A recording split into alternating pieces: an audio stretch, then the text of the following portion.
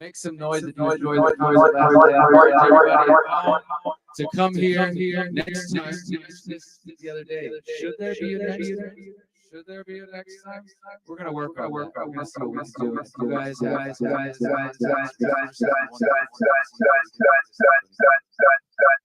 A big day today. The final day is always come with excitement and sadness. We're at the final stage of this beautiful journey. So much time and effort and curating detail. We're discussing the last theme, which is really embodies the essence of why we're here. And we'll be looking at everything from the inner journey to freedom to how we can create freedom in our local communities and how we can connect with one another. It's such an important thing. I agree. I agree. I agree. Discuss ideas for how do we get to land and build intentional communities, eco-villages, etc.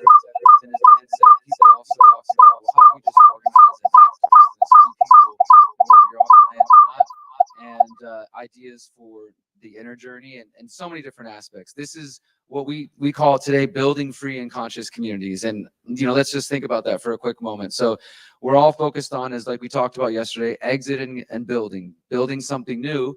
But we don't want to just build something that replicates the old ways. And I don't even just mean in the physical way, but we don't want to create new emotional systems, the way we relate to each other. We don't want to replicate the very same systems that we're trying to get away from. Well, we spend all our hard-earned money, time, energy to create new communities, and then we just do the same thing over and over, right? So we have to think of new innovative ideas and ways to approach the way we build our buildings, the way we build our relationships, the way we talk to each other and to ourselves. And that's what our 8 speakers today, the entire day today, it's the past 2 days have been 2 themes, one in the morning, one in the afternoon. Today, it's going to be all about building free and conscious communities. And we have 8 speakers for that. They're all going to interpret that theme in a different way. So you will hear a wide range of ideas. And again, just invite you guys to stick around for all of it. I want to mention right now, tonight, the closing ceremony is called the Music Temple, and it's going to be right here. We're going to circle up. It's a really beautiful experience. If you're a musician, bring your drum, bring your guitar, bring your voice. And Lucas and Ale are going to lead that. They came here from Mexico and from Austria, and they're going to just guide you throughout that journey. But it's also something that, like the whole event, you can participate, you can contribute whatever you have to offer. There will be some cacao served as well, and it's just going to be a nice way for us to ground after we've got all sorts of information. Hopefully you've been taking notes and ready to go home and send that activation back to your local community. Absolutely. This is what it's all about, how we take this home from here. Many of the systems we're fighting against actually create dependencies, so we become dependent upon them. We want to reverse that so we become independent, so we have the power ourselves to be self-sufficient, to be sovereign, so that we can actually take action on these principles and actually take initiative so that we can actually drive these ideas forward. And that's what we want to embody today. So a couple of housekeeping things. We have an exciting raffle taking place just after lunch. So we've got now over 20 prizes from our speakers and workshop hosts and our vendors. So there's some amazing things out there for you. You can get a ticket if you haven't done so at the reception desk. We'll be doing the draw right after lunch. So if you haven't had a chance yet to get a raffle ticket, do grab one of those. And of course, today we've got our main program in here, but we've also got our workshop program around this. Who's been enjoying the workshops across the weekend? Let me hear it. Yeah. Yes. You guys at home, you're taking note.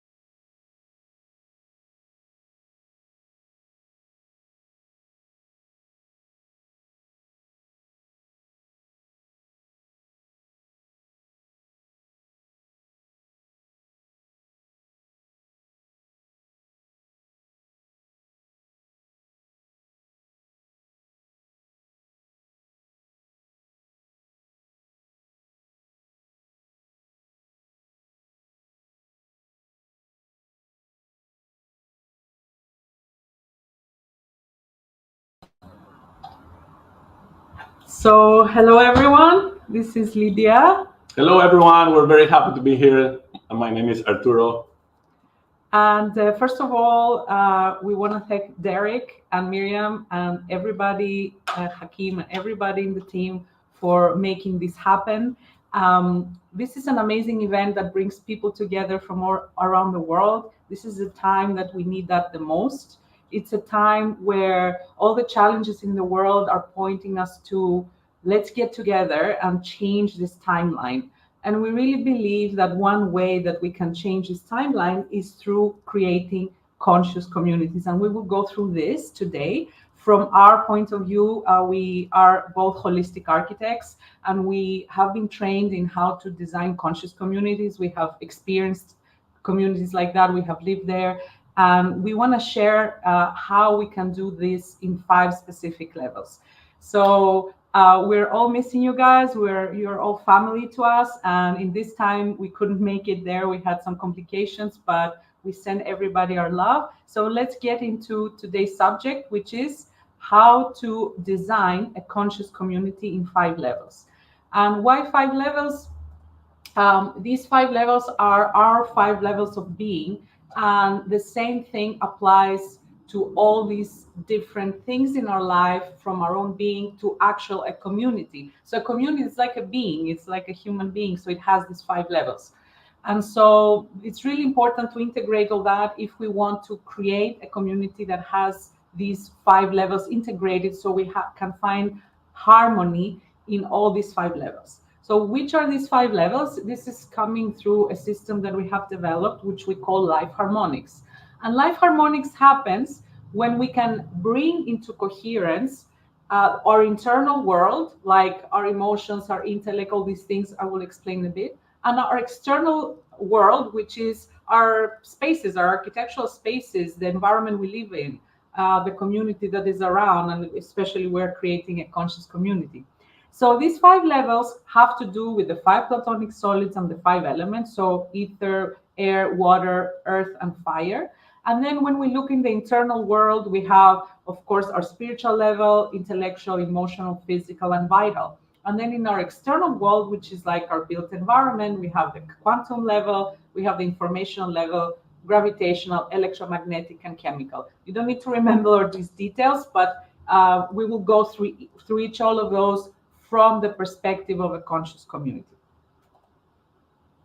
And this is related to sacred geometry or fractal geometry that you may have heard about it, and has to do with the 5 platonic solids. And then from there, you can derive 13 Archimedean solids. And it's, sacred geometry can be a whole other story. It's very complex, but it gives us the foundation of how we can structure different communities. Yeah. So to start with, we have the first level, which is the vital level. So in terms of a conscious community, here we have a lot of different things, such as the resources, the autonomy, the self-sufficiency, the off-grid design. So how is the community powered? How are we going to manage the different resources? How we're going to have different ways to be autonomous, and specifically off-grid, which is also something we have experienced for 7 years now living off-grid. So it's really powerful to be able to have your own electricity and have your own resources. And it's great if we can have more communities doing that. So we are getting out of the system and out of the grid, and we have our own way to do that. Also in this level, we have the location of the place. So the location of the place means where are we going to, not only the land, what land we're going to choose as a community, but where in the land we're going to build. So we will see all these things in a different way. So in the internal world, we have things such as vitality. How is the vitality of the community moving? How is it managed? How is power and money and wealth and all these abundance and different resources managed in what kind of ways? And here there is also work that it's important, we believe, that a community does together, how different people relate to their family trees, how we work on our ancestors, of course, taking into consideration that this land is also ancestral, and giving permission and giving gratitude to the ancestors of this specific land. Yeah, what Derek was saying a few minutes ago, that if we don't want to reproduce again the same society, we have to think in terms of something that is called fractals. So all these ideas of how we interact between each other are inside of us.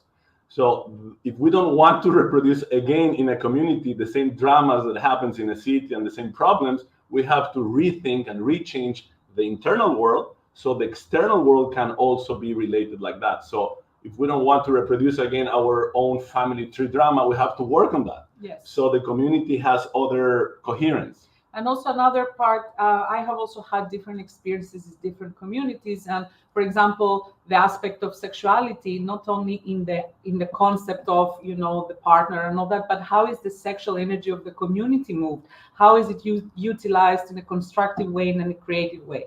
And there are many different practices that can help in that, because there are some communities that, for example, they focus on one level, and then another level is not so much taken care of. What we're trying to share with you with these 5 levels is that the more we bring our attention to all the 5 levels, the more we can have a more harmonious and blissful community and lives for ourselves. And so in selecting a land, I mentioned this is very important. There are many ways and many important factors. It can be the landscape around. Are there mountains? Are there rivers? Is there access to different things? So there are different factors here that are really important. And of course, when selecting a land for one house or one building or a retreat place is very different than selecting a land that has to do with the community. And that's that part. And of course, looking into what we call the geophysical anomalies, which is something that I did in a whole research PhD. And we know that the Earth location can affect a lot of our health. So it's important that we know where we place our buildings, so we don't create buildings that are sick and they promote problems. So this is some examples from some projects we have done. So we know where there is underground water, we know where there are fault lines and all these geophysical anomalies, so we can either avoid them, or if we don't avoid them, also we can place remedies. And of course, when we're creating healing spaces, that is like a temple or a retreat space that is for healing, then it's a very different design than when we're doing a house. So in that case, we will pick a place that has the earth charge, and we can use that. This is all the work I did with the research on the ancient temples, actually, which I'm very passionate about. But this is a whole other, presentation. So yeah, it's a very different way to design that, but having the most applicable location, it's really important. Then, in the second level, we have the physical level. So here we have the actual buildings. This is the actual body of the community in the physical world. So here we have things as selecting what kind of materials we're going to use, how we're going to integrate the climate and bioclimatic design, how we can use permaculture, how we can use all the sustainability measures to make sure we are in line and in tune with the environment. And also biomimicry, which is a way that we learn from nature. How does nature solve a specific issue? So as architects, designers, and community members, we can learn from nature rather than thinking that we have overgrown nature and we know better. And of course, natural materials. This is really important because unfortunately nowadays we have so much unhealthy materials that create off-gassing, that there are different tons of thousands of chemicals, and we are breathing that in all day when we are spending time inside our buildings. And so this level has to do also with how the community members take care of their physical health. So what is the quality of the water we're drinking in this community? Can we have access to spring water? I would recommend that which actually is really important, to have spring water is the best. Because this is the purest water we can get, and it's structured water, it's bioavailable, and it's the same water we have inside our body in our intercellular fluids. What kind of nutrition do we have? How do we get our nutrition? What kind of food is provided for the community? Can we have sustainable agriculture and ecological practices? Can we do biodynamics? Can we do electroculture? There are so many different things that we can do, that we can really create really healthy plants. And so what we ingest and we take in as a community, it's the most harmonic possible. Other things to take into consideration about physical health: how do we deal with different health issues? Can we have like natural healing techniques? Can we have access to herbs, supplements? If we can have like a natural healing center, that's great, with practitioners that can help us with different practices. Also movement. So how does the community integrate movement? How do we move around the community? So we make sure our physical bodies are moving, but also what is the flow of energy physically inside the communities? This is something really important to integrate when we're doing like a conscious master plan.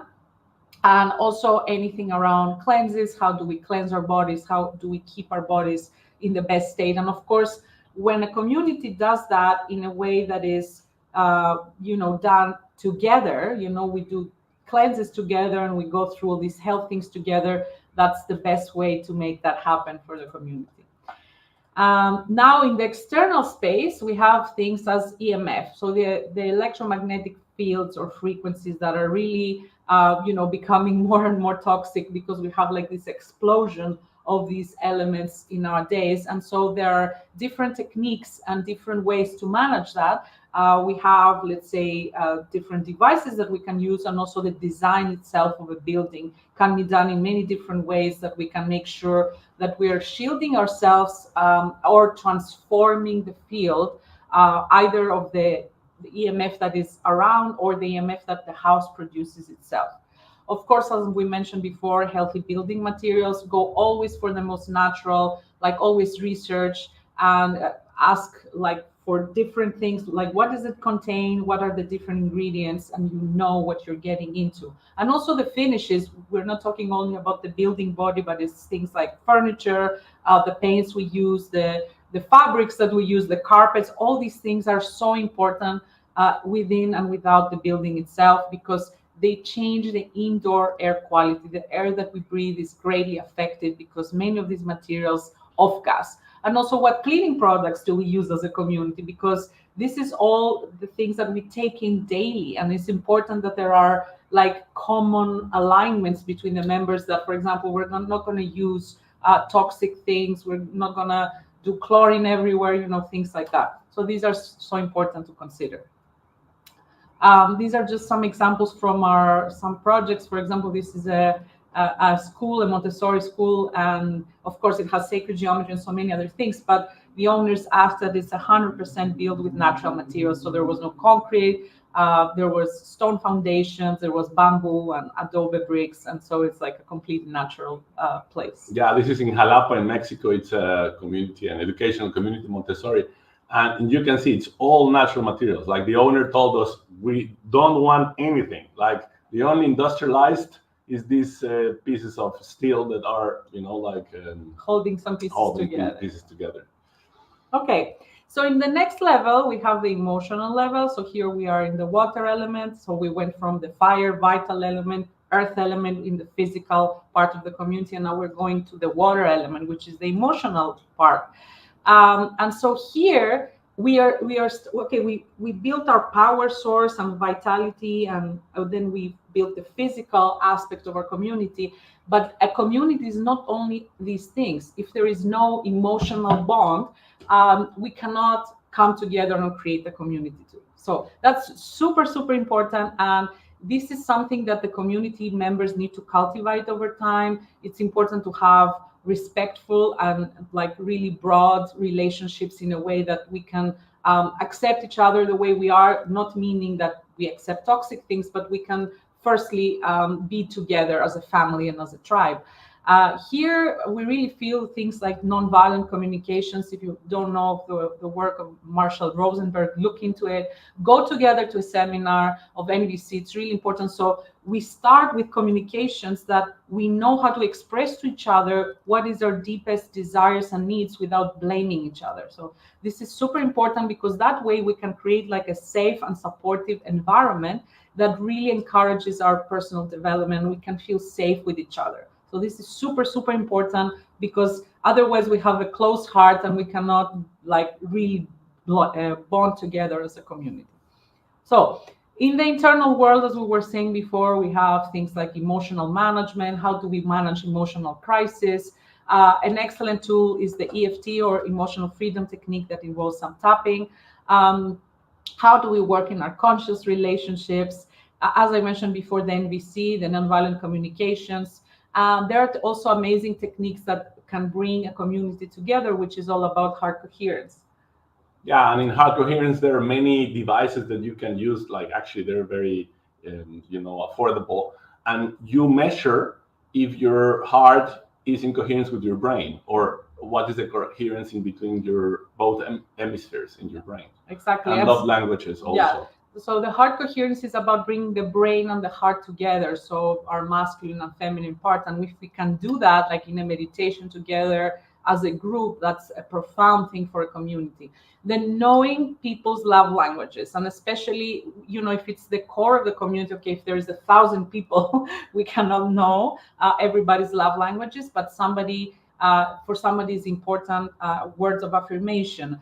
For another person, it's important to have like actions of like support and offer to another person. So have a look at that. There is free quizzes you can do as a community and bond with each other. In the external space, things that influence a lot our emotional world are things like colors, the interior design style, the aesthetics of the space, things like plants, also indoor and outdoor, and also natural light. This is something really very, very important for our emotional health. Yeah, these are some designs, some projects that we've been doing. We always like to place like a heart in the space, like a physical space where you can go to meditate or to cool down.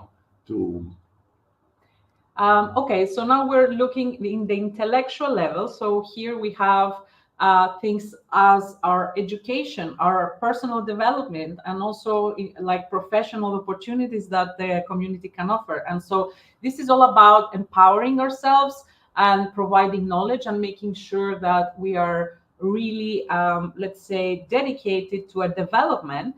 And this is really important because coming together in a conscious community means we are supporting each other to become the best versions of ourselves in all the 5 levels. And so going to seminars together, or actually hosting seminars, inviting other teachers to come to a community and share what they know and what's the best practices for us to become better. And of course, teaching other people what we know. So that's really important as well. So here we need things like being open-minded and having discernment. We live in a time that everything is inverted. Whatever we learn from all the mainstream sources, of course, is just mostly false. So we really have to open our mind and think, what is really true at this time. And also things as retraining our belief systems and rewriting our subconscious mind. There are many techniques to do that. It's really important because we all have blockages. And also as a community, when we want to manifest like a common goal together, it's important that we unblock ourselves from whatever might be in the way of making that happen. And also in the external space, we have things like a sacred geometry. Arturo has dedicated 20 years of his life in that. It's a whole subject that we can talk a lot. Music and the sound frequency. So what kind of music is played and what kind of sounds and frequencies do we embed in the community? And of course, there are many communities that actually create their own music. We actually have one like that in Greece, and it's like really incredible when people come together and create conscious music. This is just another example where you can see sacred geometry. It's from a crypto-based community. And this is like the main center. Yeah, this is hemp-based. Actually, all the structure is made with the concrete because it's in Mexico, so heavy earthquakes. But the rest is hempcrete, which makes it very light and very healthy. Exactly. And now in the last level, so we went from the air element, which is the intellectual level. We're going to the ether element, which is the spiritual level. And this is also extremely important. The same way in our body, we have the different parts, we have the feet, we have the sexual center, we have the solar plexus, we have our heart, we have our head. There needs to be a higher consciousness, also, let's say, in the energy world and also in the physical world. And so here it's important to have ways for people to access higher states of consciousness. So also, what are people's mission and what is the common mission of the community? This is something that needs to be really clear in between people. And how can we support each other in our mission so we can really tap into the higher octave of ourselves? And also here we have things like, let's say, the previous slide. We skipped the slide. Oh, okay. So here we have things like in the internal world, we have working a lot with meditation, doing a lot of energy work, putting intention in different things that we co-create in the community, and also making sure we are activating and we are all on our mission. And in the external space, we have things like creating a spiritual center. So it's really important that we have, you want to name it a temple, you want to name it like a mindfulness space, it doesn't really matter, but it's a space that the community can access to have like really the most harmonic field that we can have altered states of consciousness and we can receive guidance and healing and all these amazing things. That's why the ancient temples were so important, and we are trying to recreate that in a modern way. This is just an example of another project. Yeah, this is not AI. This is So we real will projects. Yeah, we will. We will have Turbo now. We will go through many slides and many images. We're trying to give you as much as we can in the time that we have. So yeah, just hold on, guys. Yeah, we'll go Turbo. So regarding the community, there like the internal subjective way to organize a community and the objective way to organize a community. So we have realized this. We have more details in a book. You can check in our website. We have more details about it. But we have discovered that there are circular community, spiral community, triangular community, and in the internal subjective world. And in the objective world, there are physical ways to organize. Is like a circular design, spiral design, wave design, chaotic, that some of the communities, they just start growing chaotically, branch design, grid design, and fractal design. So this is the objective physical way of the master plan, how it actually is designed. We have many real examples of eco-villages. You can check this website, Global Eco-Village Network, and you can find like hundreds of them all around the world. There are many, amazing Damanhur in Italy, Tamera in Portugal, in USA. There are many. Yeah, and these ones, because we have visited quite a few, as I was saying, some focus a lot on the spiritual, some on the physical and the ecology, some work a lot with the emotional level. But what we're here to recommend you, and especially for all the amazing people that are part of the Freedom Cell Network, that we're also part, and we're so grateful for Derek and John and everybody that put that together, is bringing all the 5 levels into coherence. That's where the real magic happens. And there are 7 stages to build a community. You can, take a picture of this image or screenshot it. It's important, to go through these 7 stages, like grit and development, like the whole communication, the whole social process, to have this in consideration. The legal structure, all the social organization and all these different things. And there are different types of community, like community focus, nomadic focus, or educational focus. And it's important to be clear what type of community we'll be in. We incorporate a lot permaculture. You have heard about permaculture, which is like this regenerative way of looking at agriculture. And in permaculture, there is a lot of information out there, but this is like a synthesis. You can just take a picture about it. So you consider site components, energy components, the abstract components, and social components. So this is the way you design in permaculture is through 5 zones, and it has to do, it's a very complex way of designing, but it has to do on how physically you're going to design the eco-village or the village. There are 3 ethics: care for the earth, the people, and fair share. And also take a picture of this one. You can check online. There is a lot of information. This is the 12 design principles that they can be applied for either the design of an eco-village or a community or anything else. They're just really, really amazing. Edible forest, which is what Lydia was explaining, how you design based on swales and key lines. Basically, how you allow the water to move around the land, and you can take advantage of it into moving it into different ways. How you can have sustainable systems, farm vegetables. How this is a project that we did in Mexico, like 2 hours from Mexico. So we we did the whole analysis of how we can apply. So yeah, this is a whole permacultural analysis. So we have also experts in our team that we collaborate with, and we create like a very detailed schematic of how all the different plants and all the different zones are integrated into the design. This one is made for a project in Argentina. So they have a big river, how you can take, of course, how you can harvest soil and water. That's the most important. And then we like a lot this quote, there is nothing in a caterpillar that tells you it's going to be a butterfly. So it's all there. So we have been living 7 years of grid, and since a year and a half ago, we opened that with an application which is coming to our Geophilia Freedom Cell. It's in Valle de Bravo in Mexico. So this is a few images there, and this is some schematics that we have created. We, of course, we're planning to create a temple there. This is just some design ideas of the different houses. And it's important to remember that what we do, what we say, and what we think can influence other people through morphic resonance. This is by Rupert Sheldrake. It's really important. So now we will go a bit fast. Let's move through that. So remembering epigenetics, how our genes and our environment can really create a different health for ourselves. The 5 blue zones, the research showed that our environment is the biggest, most impactful thing we can do to favor our own happiness. This is by Dan Buettner. So our environment is our physical environment and architectural environment, but also our community environment. So after physical skin, the next is our room and our building and our closest city, and its design can provoke sickness as well as healing. So we'll just skip a little bit of that, which is... This one, wait, one second. Please, 1 second.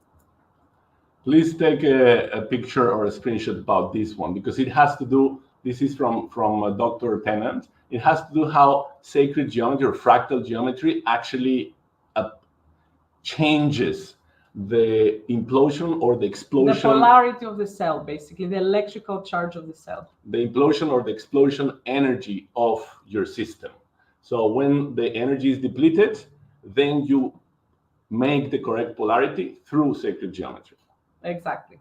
So the Geophilia design system, it's all about bringing the client. We do a specific client analysis, which is about the specific colors and geometries. The land analysis, how we find the best areas or avoiding areas that are problematic. And also then incorporating all that in the architectural design with all these different things. For those of you specifically looking for the conscious communities, the holistic master plan is the most important thing to begin, because you may end up adding buildings in the future, and it's important that everything is incorporated into a whole master plan that brings harmony since the beginning, even if things are built after 10 or 15 or 20 years. And in construction, we can use, like we do special grids in the floor, which will have great success. We even had an agricultural project. We add special crystal powders and things. You can just contact us if you're interested in that.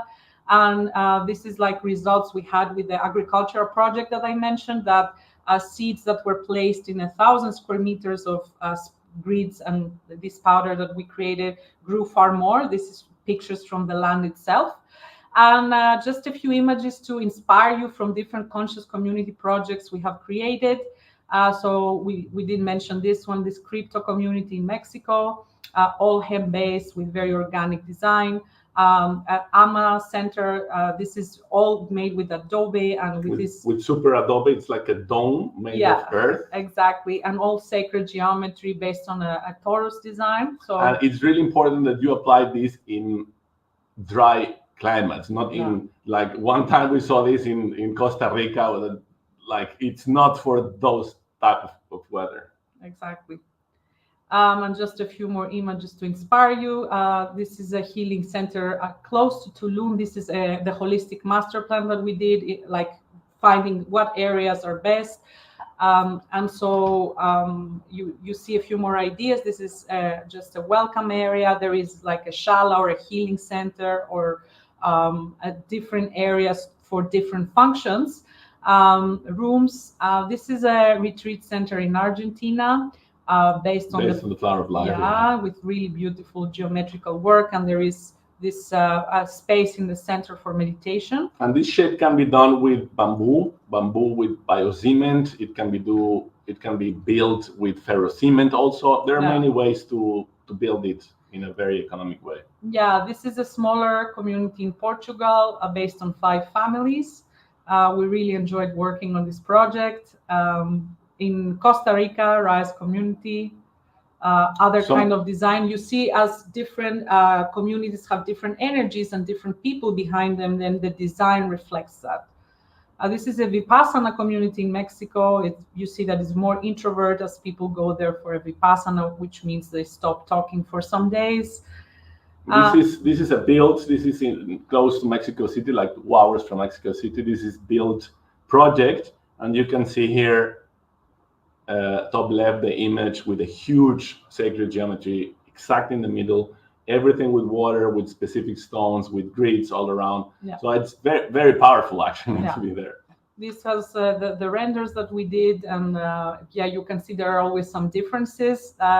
This is the Montessori school that we mentioned, based on a golden ratio spiral. This is a private villa, part of the Hippocrates community in Costa Rica. So this was, again, for a specific client. So again, it reflects all their elements. And here we have our books, and you are welcome to learn from us through the books. We are very happy to announce that we are doing a congress, which is the 3rd one of biological architecture. This is from the 2 previous events. We had 400 people in Mexico City in a university, and also the 2nd one was in Wales in UK. So now we're doing the 3rd one, which is a virtual one, 16 and 17 of November 2024. The title is Sacred Geometry, Conscious Architecture, and Well-Being. So we are going to have some of the people of the Greater Reset presenting there with us, and we're looking forward to talking about freedom cells and off-grid communities. Derek is doing an amazing work with his Conscious Agora, and Miriam. And so... Yeah, and we wanted to give to all of you for today this code. If you go to the website, if you can take a screenshot or just a picture, you go to our website, yofilia.org, and you put this code, FREEDOM, it's 55% off. Yeah, so make sure you take advantage of that, and we look forward to seeing you all there.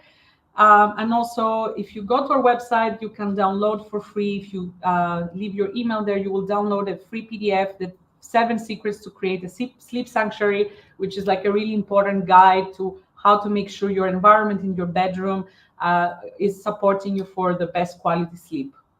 So we want to close with this. Love is the gravitational force that holds us together, transforms us, and transcends us. Make sure you always pick love over fear and make more communities happen around the world. Thank you so much, everyone. This is our website. Thank you so much. And keep creating with more love and more communities around the world. Thank you. Yes. Besides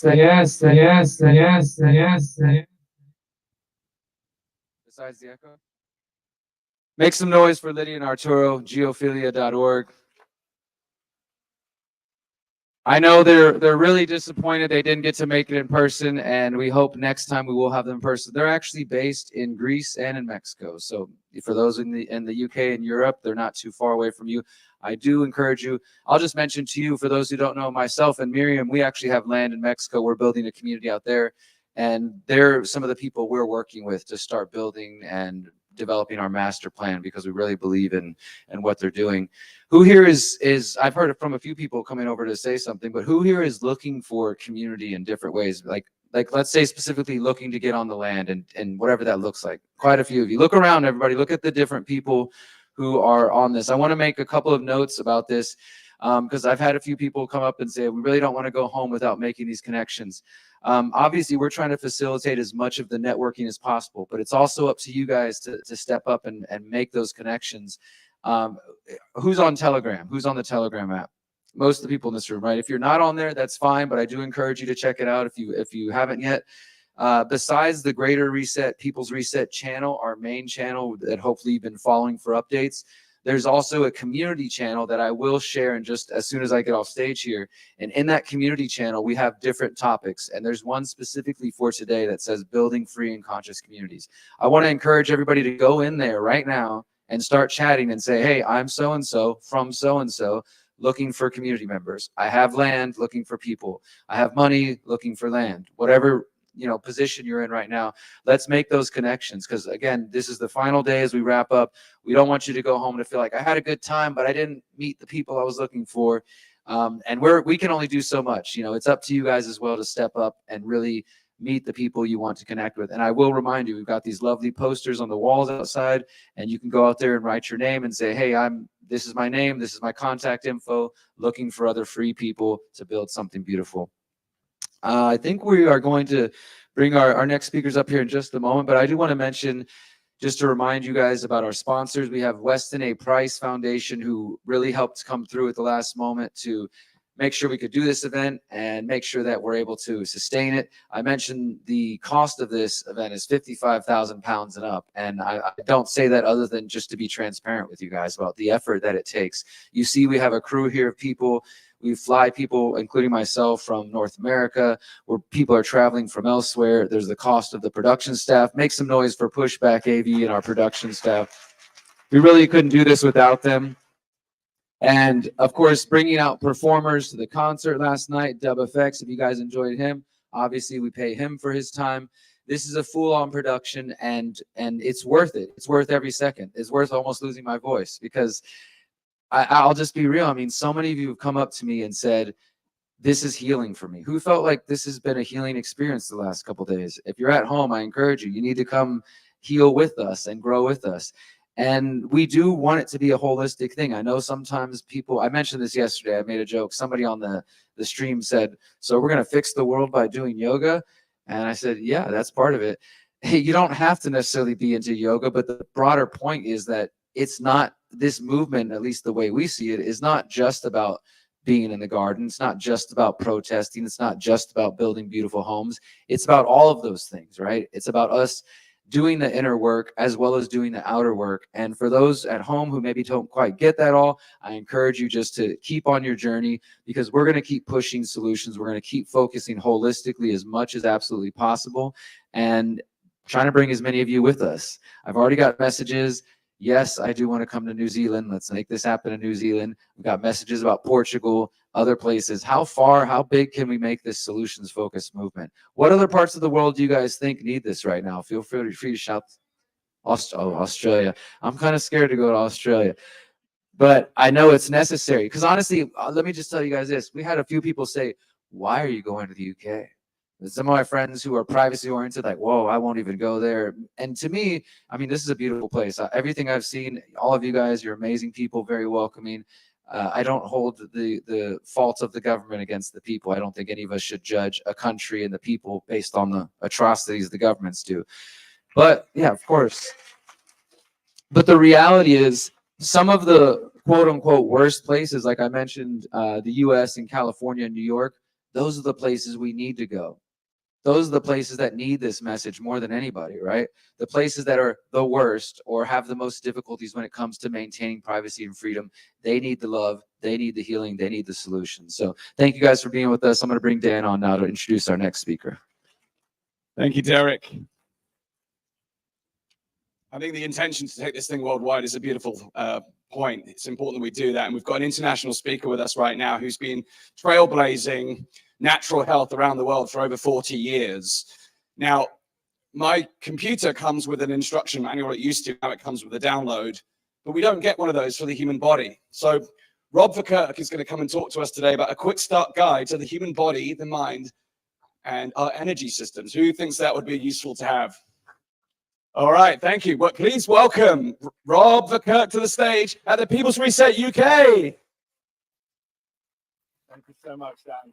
Well, amazing to be here with you, extraordinary beings of light. And it is interesting, isn't it? We have this body that we tend to run down and wait till it breaks down. We wouldn't even think of doing that with our cars. So I want to start by just asking you a couple of questions. who here would like to live a life that is flourishing? Flourishing, do you understand the term? One person, two people, where you bring together coherence between the mind, body, and spirit. Anyone? Okay. There is a side effect of this, and the side effect that it will reverse your biological clock. Anyone in for that? Okay. So my background, as Dan has alluded to, I've been an academic, I've been a campaigner, an activist, a freedom advocate, a researcher. And I've spent 40 years looking at the relationship between human beings and nature. And one of the conclusions I've come to is one of the reasons that we are the only animal species that lives about the last third of our life in some degree of sickness is through disconnection. Disconnection from each other, disconnection from nature. And it is also extraordinary that this healthcare system that we have ain't working very well. You know, if you look at drugs, prescription drugs are now the third biggest killer in society. So, and we are not taught how to drive this body. So I've only got 30 minutes. So I've called it a quick start guide because it's the stuff that we should learn as young ones, as children, learn at school in our communities. And I've really tried to distill a lot of learning that has come through the interactions. The last 22 years, I left a university called Imperial College London 22 years ago in order to set up the Alliance for Natural Health. We've got a stand upstairs. Please come and talk to us. I'll be running a workshop later where we can engage more deeply in some of these issues. But what we've been doing is really reconnecting people through this understanding of our relationship with nature and with each other. So in essence, I'm going to touch on this breaking health system. This theme runs through everything we're doing here, which is exiting a broken system. That is in itself a totally natural process. We have to see systems collapse so that we can regenerate. It's exactly what happens in nature. So this system, this healthcare system, there is inevitably some positive about it. And of course, what tends to happen is you get diagnosed, you get drugs prescribed, you may have surgery, you may be shunted to a specialist. And have you noticed the thing about consultant specialists? They speak a language that no one can understand. So they are siloed. And actually, even in the alternative and complementary world, it's also siloed. So we have all these different modalities that have been separated that are unable to speak to each other and use a language that disconnects us from understanding this extraordinary body and mind and spirit that we've been gifted with, of which I believe it's the body and the mind that we leave behind. But let's remember that essentially clinical care only delivers 16% of beneficial outcomes. This is from a major US study. Most of it happens, as we've just heard from Lydia and Arturo, in the community. So actually close on 50% of it is related to our socioeconomic status. A lot of that is related to our ability to make the right choices and receive the right education. And 34% around our health behavior. So most of us don't behave healthily most of the time. So this system where we wait for our bodies to break down and prescribe drugs is not working. Also, the alternative system, until we can bring it together in our communities and reconnect to it. This is one of our major projects that we're running in ANH, is how we actually use a blockchain system and a common language to bring all these different health modalities together to deliver the best outcomes. And of course, the public health system that's told us a bunch of lies over the years. I mean, low salt, low fat, they've all driven us into this metabolic disease crisis. They're now controlled by the United Nations. Have a look at the Sustainable Development Goals, goal number 3 on well-being. It's all about this concept of vaccination. It's not really about building health. The entire health system is disease-centric. And when it's disease-centric, you don't learn about how to generate health.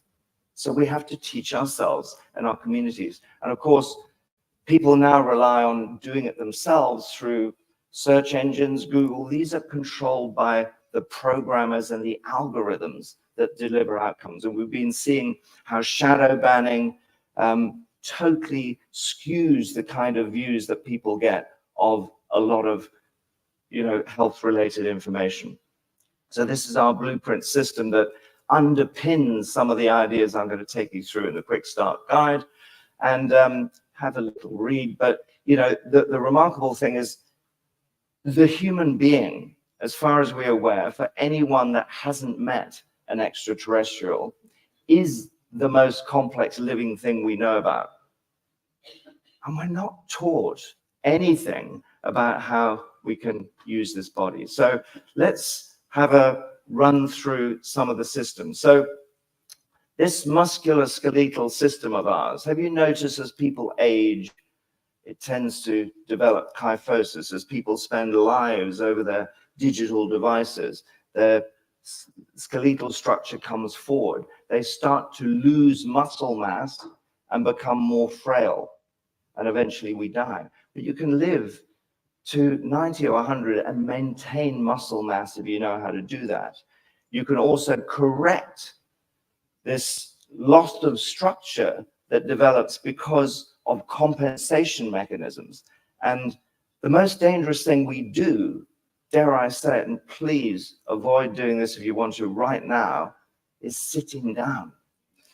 We are meant to be active 6, 8, 10 hours every day.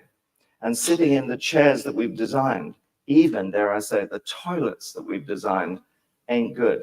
And all those soft beds that we sleep on, they're destroying our spines.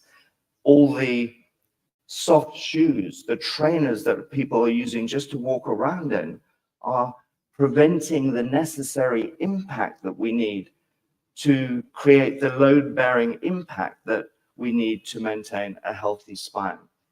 So there's a lot we can do about it. So think about how you sit, sleep, and stand. Check out advanced biostructural correction, which I think is the modality. We've all been benefiting hugely from it. That can really start to restructure the spine through a different understanding of the reasons why our spines end up collapsing over time. We have to engage in the right kind of activity. Natural paleo movement is really important. Think about using barefoot shoes or walking barefoot. Think about time under tension. Many of you will be familiar with HIIT training, doing small amounts of extreme activity interspersed with spaces between. But we think less about time under tension. So paleo exercise may involve actually holding a heavy weight, but it also may involve you just holding a squat. It's something you can do right now if you wanted to, because you can take tension in your body. There's all sorts of ways of doing it. And of course, nutrients, we'll look at the GI tract in a minute. The kind of foods, the kind of nutrients you put in your body that feed those muscles provide all of the amino acids and the peptides and the nucleotides we need. Pretty key to the whole story as well. Energy systems, again, we see the body through whatever lens we're using. So if we look at the human being in a metaphysical sense, we see the metaphysical human, which is what people did many thousands of years ago. Then we got into anatomy and we saw from an anatomical sense that drove this idea of looking at the body as a machine. And then we moved to molecular biology. When I started out in this, we were obsessed with looking at molecules and the biological interaction of these molecules. And now, of course, we're in the genomic realm. So guess what? Look what's happening. I was speaking at a cancer conference yesterday, all about genomics. That's seen as the new frontier. But we are still babes in the wood trying to understand why we're here. We don't even understand. We don't have consensus on even what a human being is, let alone why we are.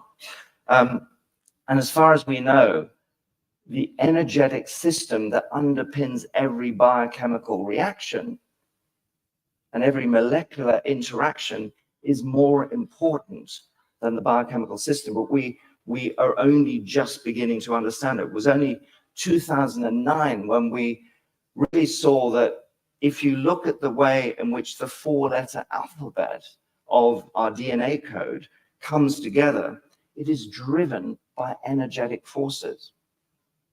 We produce an energy field that we can measure currently around about 8 feet beyond our bodies, but probably goes on infinitely into the universe, hence our connection with the one.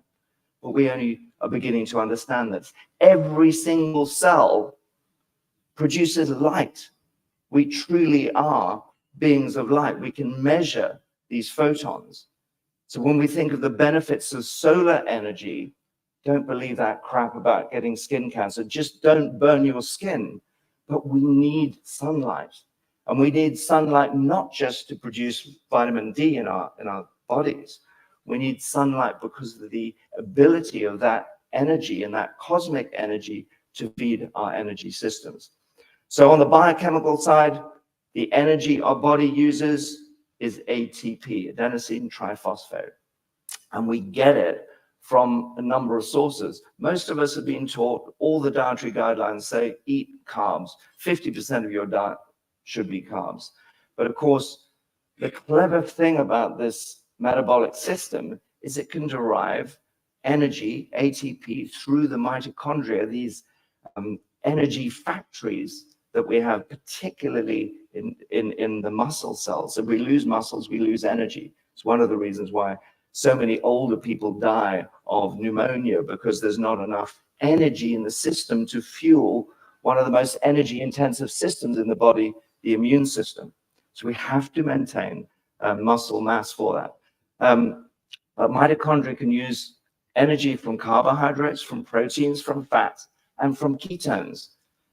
The appropriate metabolic state of a human being is to be keto adapted, meaning that in the absence of carbohydrates, you actually start burning fats. You burn fats that produce ketones via the liver that can feed the brain.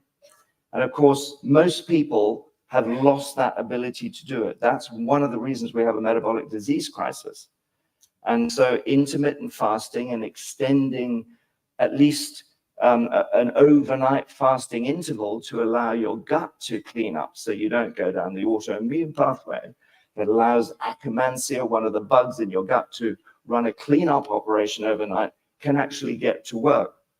So eating very late at night is the worst thing we can do. Getting up and going to the fridge in the middle of the night is even worse.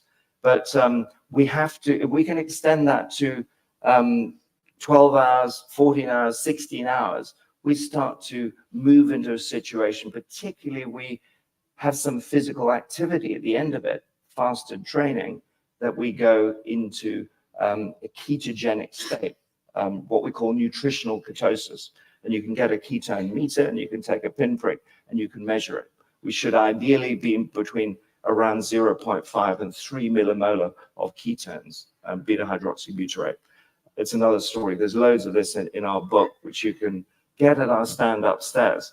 So we need to learn how to become metabolically flexible. On the other side, this frequency side, this energy that we can measure as electromagnetic energy, the most important thing we can do is be positive.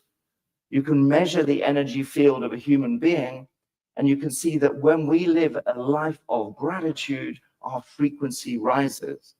When we get cancer, our frequency reduces by about 50%.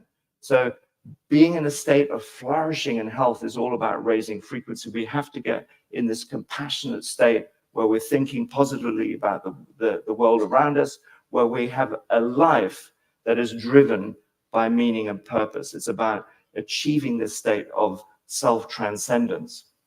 Okay, the bit that is really going wrong in our society at the moment is this thing that we call the brain, the emotions, our psychology. Look at the state of young people around. These are victims of a system that is disconnecting them so totally, keeping them in a state of fear where the most important part of our brain, the prefrontal cortex, gets completely separated from our midbrain, the primitive monkey brain, because we're kept in a state of fear. So we keep saying, you got to think critically. You got to engage in rational, critical thinking. You cannot if your prefrontal cortex is being separated from your midbrain. So that's why they like to keep people in a state of fear. And just a word to those of us in the alternative community, hey, we mustn't do it either, because there are plenty of people in this community doing it. So let's also recognize that we come in with this blank slate of a mind. It is programmed. We are all programmed. We have this remarkable ability to forget in our conscious mind, but we retain every split second of our minds, of our lives. And of course, that comes back to get us if we spend a life looking at the BBC, CNN, and all the rest of it. So be careful about how you program yourself and consider whether you might need to reprogram yourself with different information. And that's what conscious communities are all about. Also understand that this idea of neuronal patterning develops that we basically connect those neurons that we fire, okay? So we fire the wrong patterns and we don't engage in a life of lifelong learning. We sit down and watch Netflix every night. The firing and wiring within our minds will be underdeveloped. So we need to keep learning and keep using our minds. We need to get the right neurotransmitter balance. I'm a huge fan of veganism, but if you're going to be a vegan, be a careful vegan, because there are a whole bunch of nutrients that are missing in many modern, highly processed vegan diets. And if you look at how the climate change debate is being used to funnel young people into a modern industrially processed vegan diet and looking at the consequences of that, that explains a part of the mental health crisis that young people are experiencing. But we need a bunch of omega-3 fatty acids that Patrick Holford was talking about, choline, a bunch of B vitamins, phospholipids that we can get, dare I say it, from liver, the kind of meats that most people are not eating, as well as from eggs, and a whole group of minerals. And then this idea of managing stress, chronic stress does a huge amount of damage to us. Living in a life with no stress also damages us. So we've got to find ways of giving ourselves bursts of healthy, positive stress that creates an adaptive stress reaction in us that makes us more tolerant and more resilient. It's an art and it's a skill, and we need to learn much more about it. Okay, the GI tract, lots to do there. The most important take home here is, what are we eating? What's the composition of the meals that we eat in a whole day? What are the amounts? What's the frequency? How do we eat? Let me just stress there, the fact that most people now are eating on the move. They're eating in front of digital devices. They're not sitting around dining room tables, sitting, sharing the space. I was about to say the bread, but we don't need to eat bread unless it's been very well fermented. Gluten is a major allergen and is a major reason why we have so much gastrointestinal distress in our society.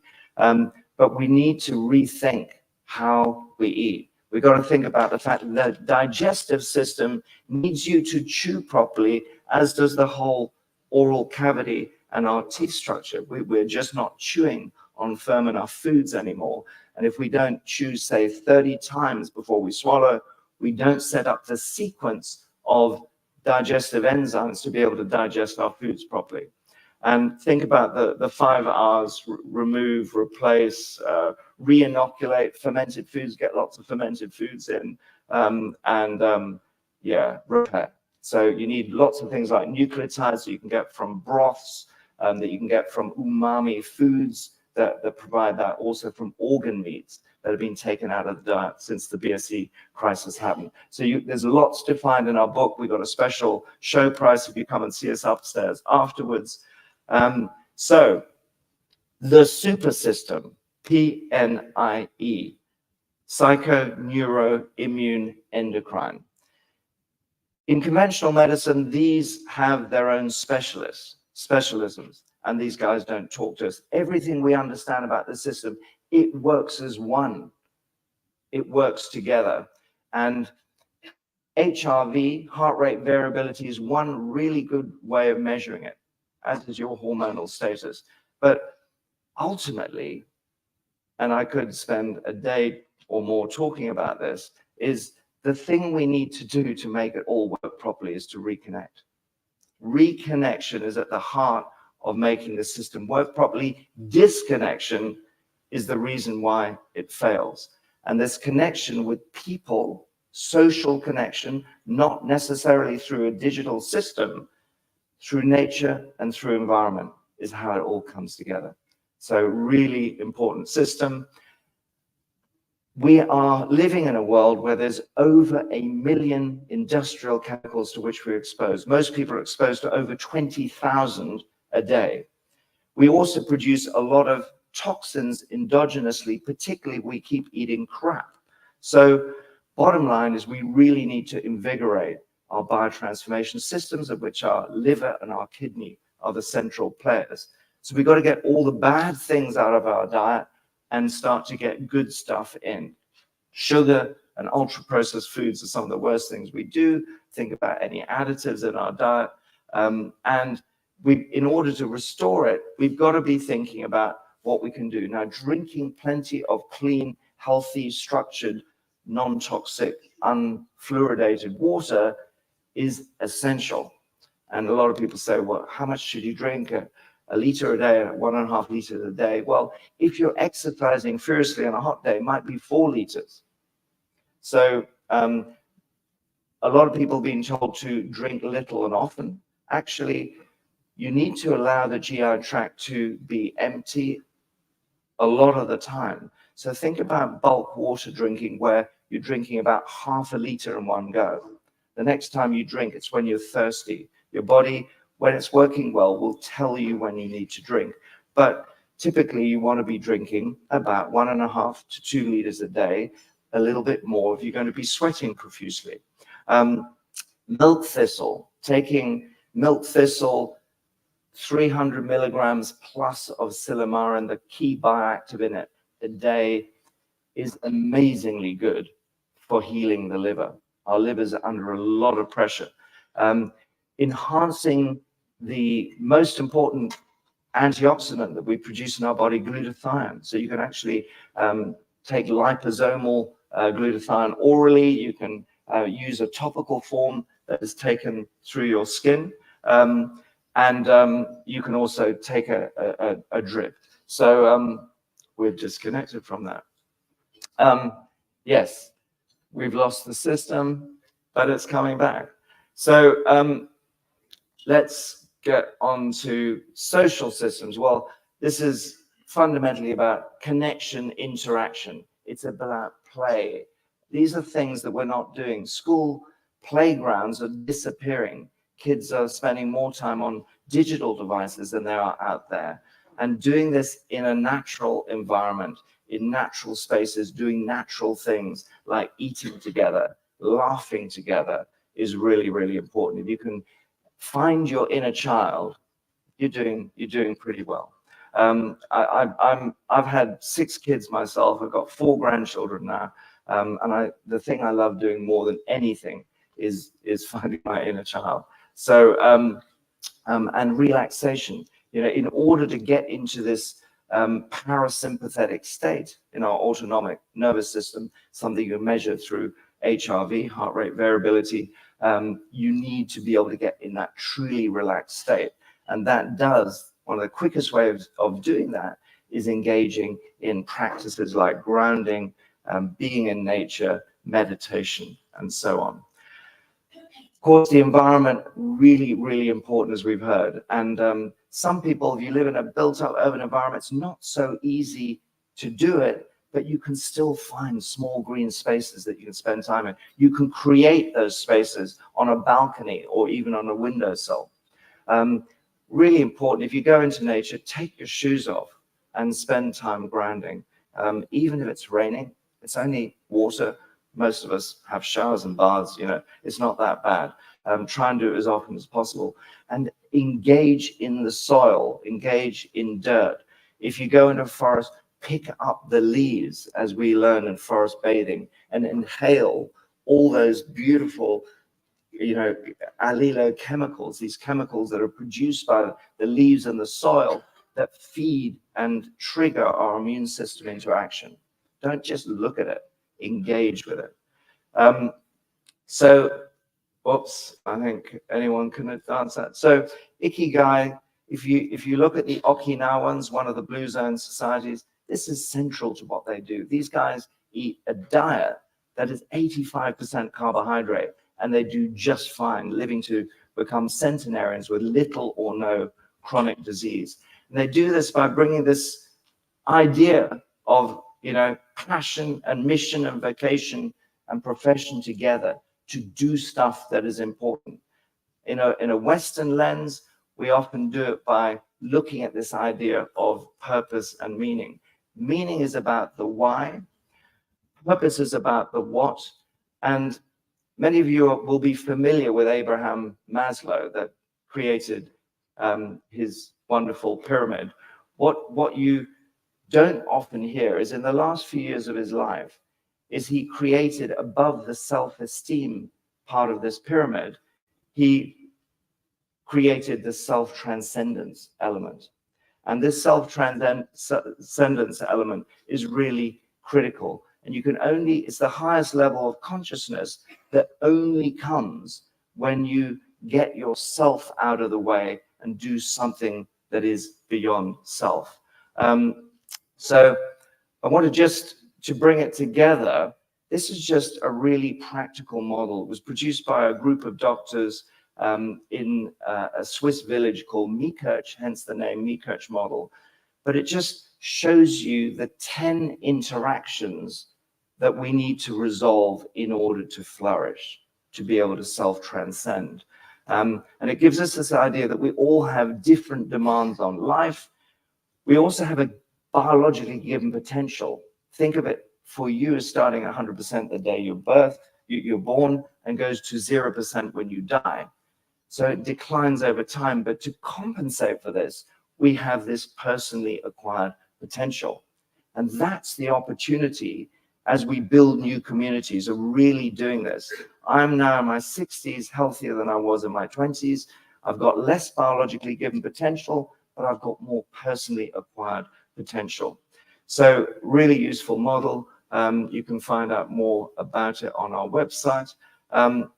And this is the whole system. This is the ecological terrain that we've been building, a new language that is modality agnostic, that anyone from any background can use. It puts you in the driving seat of your health and allows you to be able to pull things together to measure your function in each of the 12 domains of our ecological terrain. I've talked about the 10 things that you can do to get functionality across those 12 domains. If we have high function across 12 domains, guess what? We cannot manifest disease. But we need to go beyond that process of not just having disease, but being able to flourish, to be able to self-actualize, to self-transcend.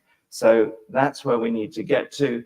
In Ayurveda, they've known about this through the 5 koshas for 4,000 years, and we're only just beginning to get there. So this is the shortcut to it. So I have 45 seconds left. So this is our website. Please sign up to our newsletter. It's free, anhinternational.org. If you really want to engage with us, engage in our monthly Q&As and get lots of extras for our members, become a Pathfinder member. I believe it's about the cost of some kind of product that they sell at Starbucks. So you could substitute that and become a member. So on that note, I want to thank you all for being here. Let's flourish together. Thank you.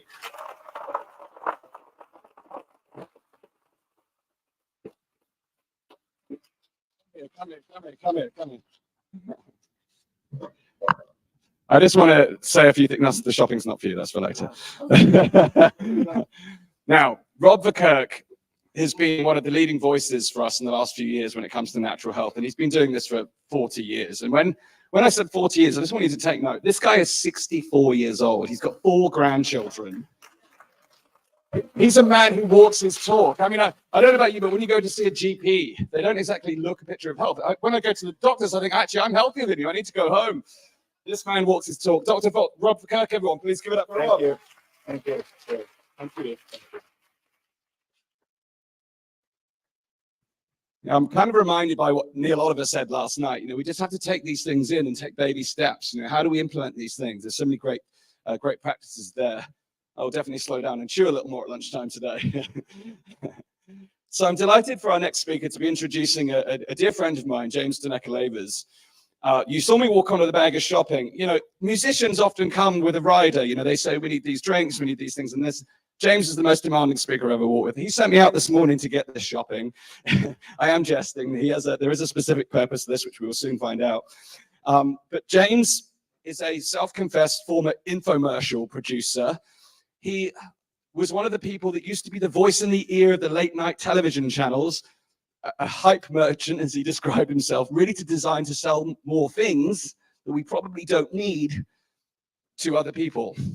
Now he's reformed in his own words, and he's here to talk us about how the media makes us pay.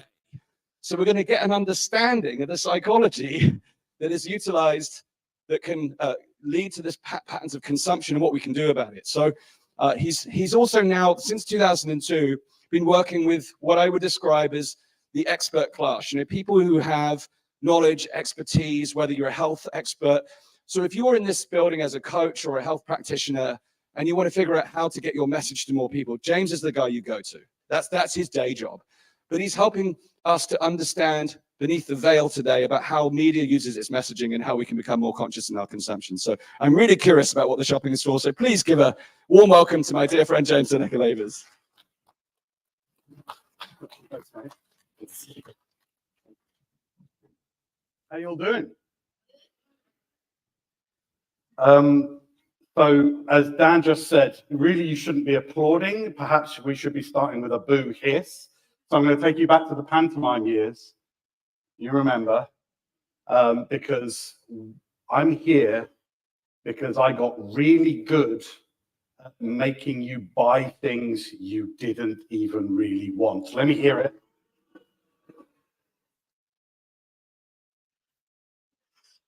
I feel the shame.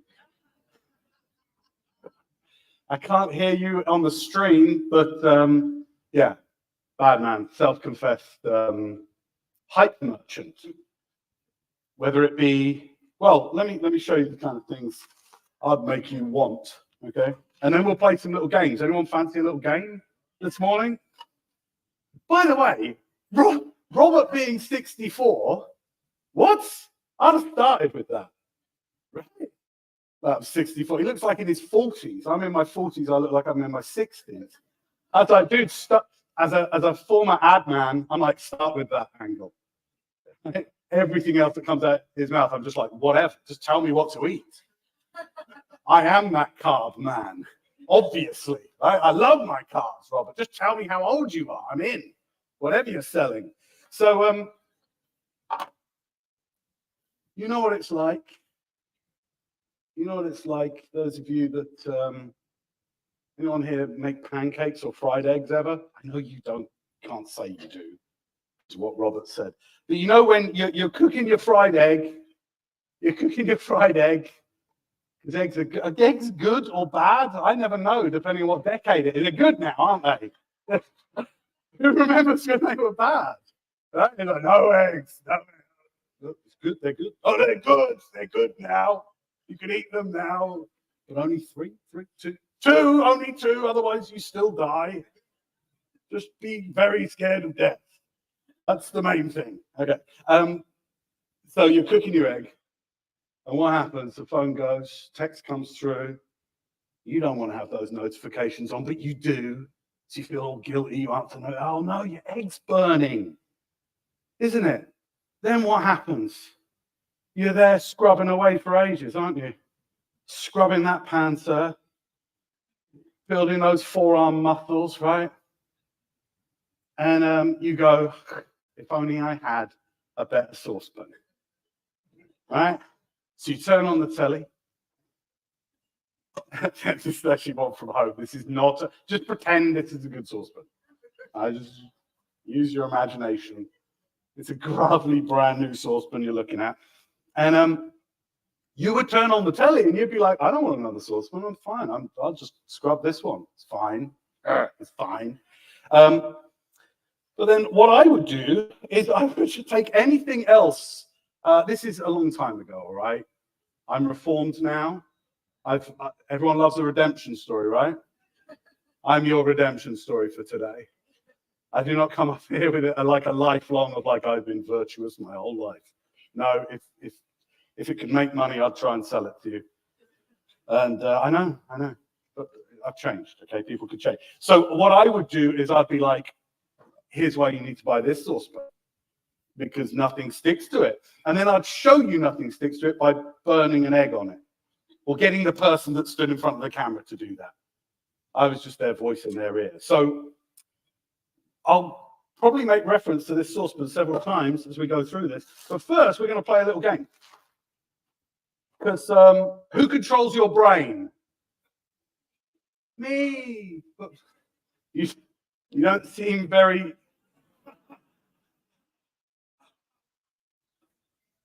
What's this talk?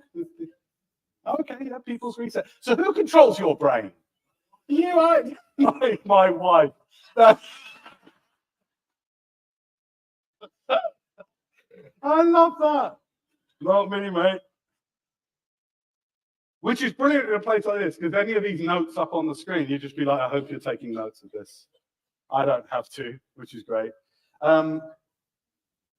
You control your brain, obviously, don't you? So we're going to play a little game. I'm going to say some words, just some words, all right? What's in a word? It's only a word. I'm going to say some words. And what I want you to think in your brain is what comes to your brain straight away. Like, what's the first thing that comes into your head in terms of, I don't know, products, services, that kind of thing? Like, what's the first thing? Bit of word association. Remember that? We'll have a little practice go so you know what I'm talking about. So if I say, for example, sports training shoe, you think Adidas, Nike, somebody else said something. You find the truly evolved ones by the people that say the eco brands. They're like, it is Vivo Barefoot, James. Or whatever, right? Okay. So if I say, I don't know, I want it really quickly, I want a hamburger really quickly, you think there's some of you going, I don't.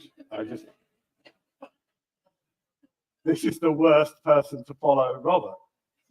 But I can't even, you're making me guilty even thinking about burgers. Okay? You all want a burger now, don't you? Anyway, so let's go with this one just for fun. Now, you had two for practice, but I really want you to yell out this last one. Can you do that? Yes. Great. It's where if I was a hype merchant still, I'd go, can you do that? You know, you're supposed to be absolutely silent at that point. All right. Cold brown fizzy drink. Somebody said Newcastle brown ale. I don't know what. There's a couple of wasters in this audience. Who said that? Hands in the air if you said that. All right. This is quite an evolved room, actually. Who said that? Nobody said Pepsi. Pepsi are not the number 2 choice anymore. So you see how, just by saying words, not mentioning any brand names, these certain things just flashed into your brains, didn't they? Right. Now, what happened to me when I sort of redeemed is I went from selling things, selling items that you probably probably didn't need, right? To selling thoughts, to selling ideas. And it's those that I want to talk to you about today, if that's all right. That'd be okay? Like the ideas that you take on, sometimes knowingly, sometimes unknowingly. Because I think part of us becoming more conscious as communities is when we can sort of take back some power about what we actually think and not be so manipulated. How's that sound? We ain't got long for this, so it's going to happen. All right. So I got a little black book from when I was an evil producer. And in it, I wrote down some of the things that occurred to me to share with you about what we want, things we like. What is it that we really want when we want stuff, you know? So we're going to have a little conversation. We've got about 20 minutes for this, so let's crack on, shall we?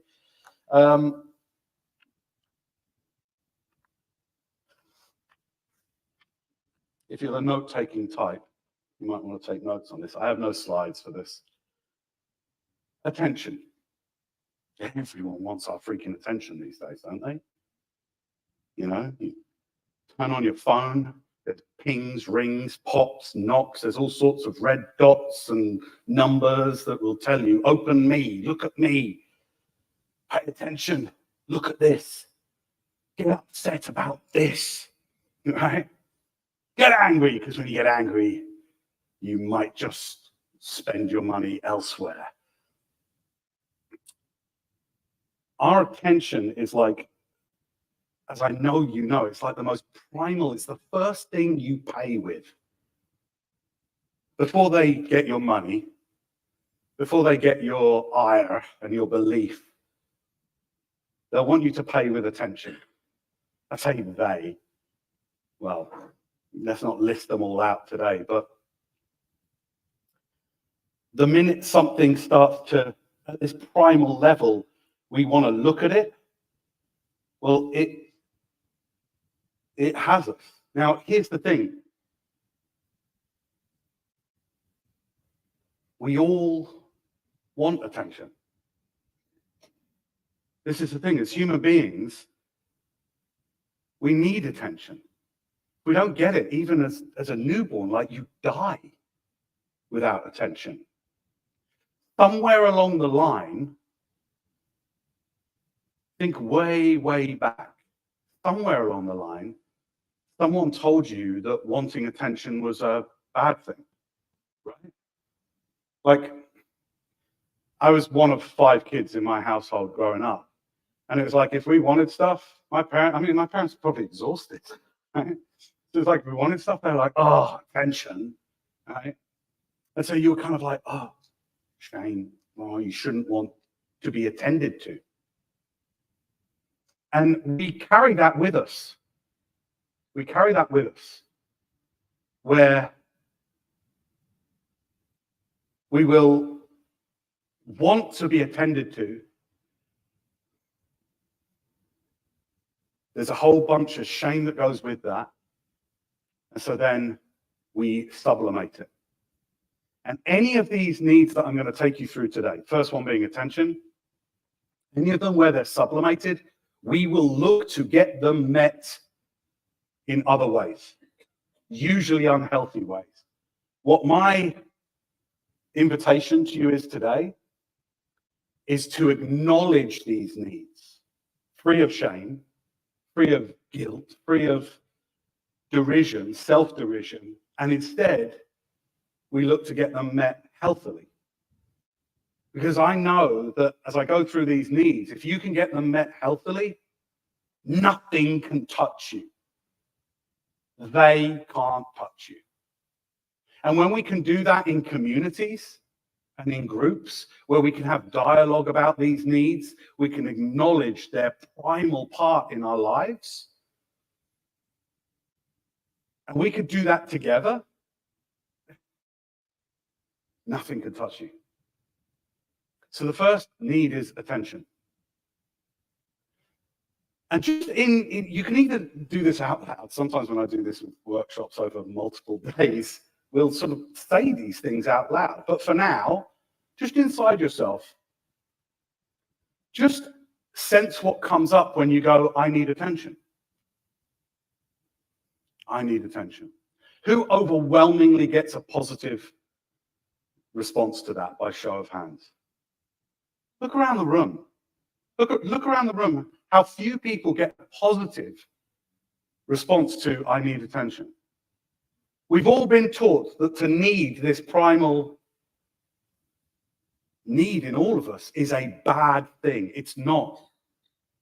But because it's repressed, because we tell ourselves, most of us, that it's bad, we meet it secretly, deceptively, in private. It's what makes us buy into ideas, and it's what makes you buy into products and services that you don't need. Second need, approval. Approval. Now, with each of these, what you'll probably get when I ask this of people, just check it with yourself. When I ask this with audiences most of the time, I say, with each of these needs, if you acknowledge it, what comes up, you'll probably get like a polar thing happening where you're like, yeah, I do need approval, but from the right sources, yeah? Like from the right sources. If you're getting approval from companies you buy from and they're like, here's a voucher to buy more of our stuff, thank you, you're one of our top members, you're one of our top buyers, right? So approval, again, compare that with your body right now when you say, I need approval. It's absolutely normal and natural for a human being to get that positive input. When did that become bad? When did wanting and needing the right kind of approval become something we don't even acknowledge? And so now we get our dopamine that makes us feel approved of. Do you know what? From strangers liking our posts. Right? Proven. Dopamine through the roof. Oh, I've got more likes, more adoration. They approve of whatever I posted. Oh, it's a picture of my butt. Oh, I'll do that again then to get more approval, right? If we can get our need for attention and our need for approval met healthily, we won't succumb to these other addictions. Who's with me so far? Right? Next one. Affirmation. Now, this differs slightly from approval. And I'm going to go over how. Approval we often want from authority. We often want approval from authority in our lives. Now, authority, I did a little bit of Wikipediaing and etymology, I can't even say the word, testing yesterday online. See, where does the word authority come from? And it means, and it comes from a Latin that comes from increasing of confidence. I think that's interesting, increasing of confidence. So authority is something that increases our confidence, effectively. Like that's the effect it has on us. When we get a source of information, a spokesperson, whatever it might be, a movement that is on itself, in and of itself confident, it increases ours. We like that. And if we can be approved of from that source of authority, wonderful. Except if that source is pernicious, if that source does not have your best interests at heart. Agreed? So where do we really want authority to come from? Self, from community. Self and community, I would argue. Yeah. Affirmation is what we want to, is a need we have that is tied really closely to attention. So the more we are told, the more we get kind of like, you're good. You're good. Not saying there aren't areas that you need to grow, but you are good. If we get that co-joined with attention, this fills us up as human beings. Products and services and organizations and probably governments, I don't know, will use these needs again to get you cooperative. So again, just notice how it feels, because with all of these needs, often there's something a little off inside us, right? But just check with yourself, I need to be affirmed. So who's affirming you? I hope you are, to begin with. I hope your communities are also. Next one. Attraction. And I'm not talking here about sexual attraction. I'm talking here about moving towards ideas and things and thoughts that really enhance all the other needs. Attraction. Attraction is what brought you here to some extent. Attraction is this physical force. Once you start to feel it, you will move towards something. And if a product or a service has already fulfilled some of those other needs, you'll move towards it. Which is why the more we can take these needs I'm talking about, the more we can take them and connect their source to something inside of ourselves that is good, that is part of this. I love the idea of conscious communities that was Dan spoke about this morning. Because I think as conscious communities, we can build together things we move towards. Yeah? Again, when we're doing that and we're getting this sense of movement, of purpose, of attraction, nothing else can touch you. You're solid. You're immunized forever without injections from the pernicious manipulation of others. Last one. Oh, excuse me, there's two others. Attachment. Attachment. You know, I recently, I mean, literally within the last year, I left Apple. I know, thank you. Thank you, Vish. Thank you. I really appreciate it. Yeah, I'm an Appleaholic. Keep coming. The attachment that I had to that freaking company, whoo! And when I discovered that I was being manipulated by the self-same techniques that I'd used 3 years ago, I was like, God damn it, you got me. You got me. But we form attachments. We need attachments. Again, when inside yourself you go, I need attachments, you may have some mixed feelings come up, right? Especially if you've been, like, for example, exposed to, Buddhist literature, for example, and many other types.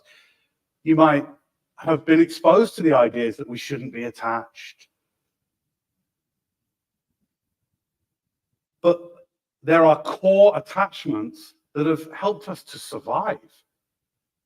Don't let those attachments be to products that you can live absolutely fine without.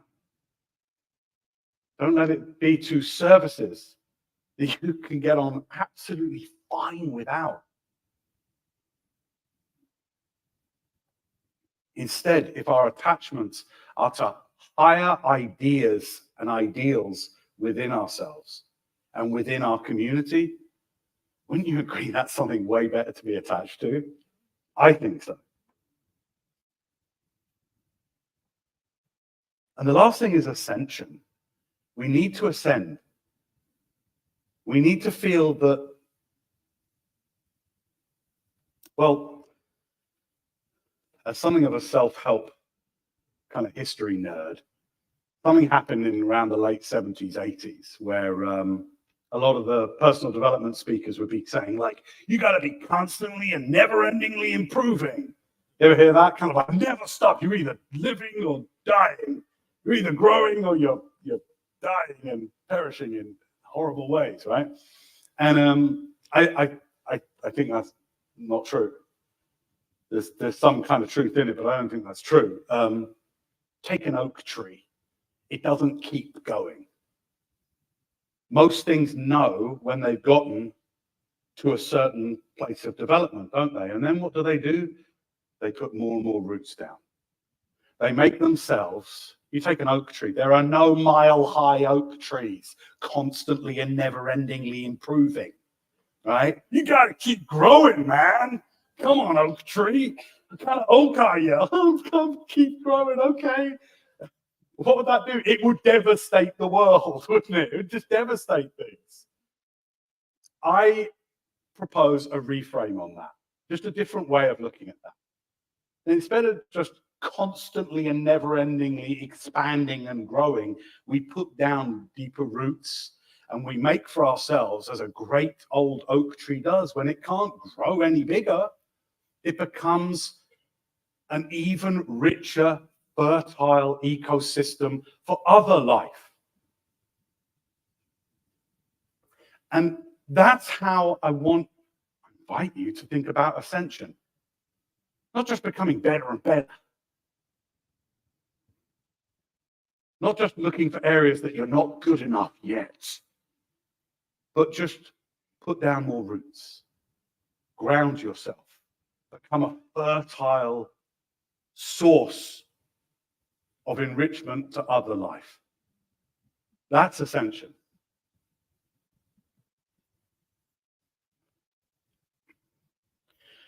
All of what I've taken you through there can be used to get you to buy a freaking saucepan.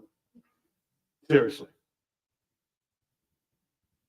All of what I've taken you through there can get you to sign up for some addictive social media game. All of what I've taken you through there can get you thinking you're not good enough, comparing yourself to others, and looking for the next product to fill that hole. One of the things that I always used to say back when I was an evil infomercial producer was, in order to want something, you have to first perceive that you don't already have it. And what I realize is that that simple phrase works just as well as a force for good as for a force to get you buying. I knew that if you had a crappy freaking frying pan with egg permanently stuck to the bottom of it, that I could have you have a sense of lacking. I could give you a gap in your life. You could feel like you couldn't do things as well. You couldn't make that beautiful egg for the person you're making eggs for, right? Couldn't cook that wonderful American pancake the way you want to. These were the things we would demonstrate in the pan because they burn really well, by the way. And so the way to sell anyone anything is to show them how they don't already have it. But if you already have all of these needs healthily met within you, you'll never be sold anything ever again in your life. You'll be able to make choices for you, for your community, for your family, for your loved ones, for your missions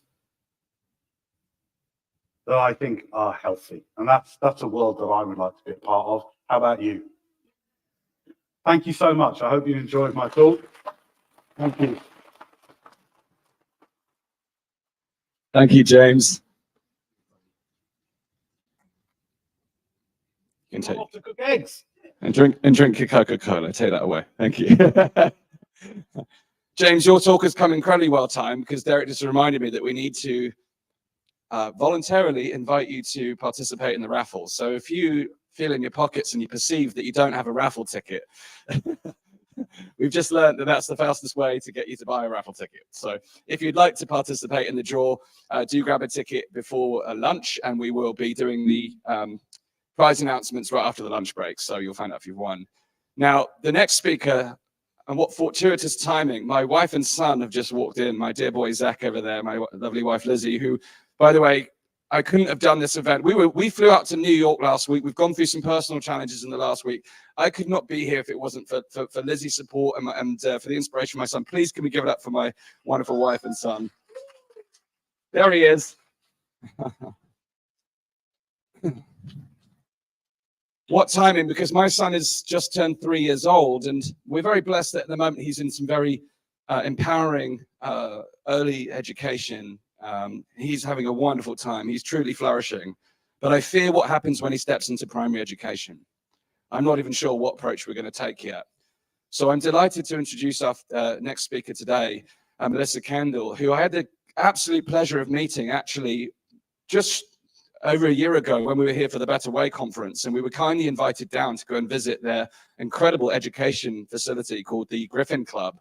And I was just blown away about what's possible, because we are facing some serious constraints from our government about how we can choose to educate our children, which personally infuriates me. So I'm delighted to welcome Melissa, because we really must, who's concerned about the future of your children and our grandchildren? Thank you very much. Same here. Hopefully Melissa's going to give an inspiration to about what different paths can become available for us when we put our mind to it. So please give a warm welcome, Melissa Kendall from the Griffin Club.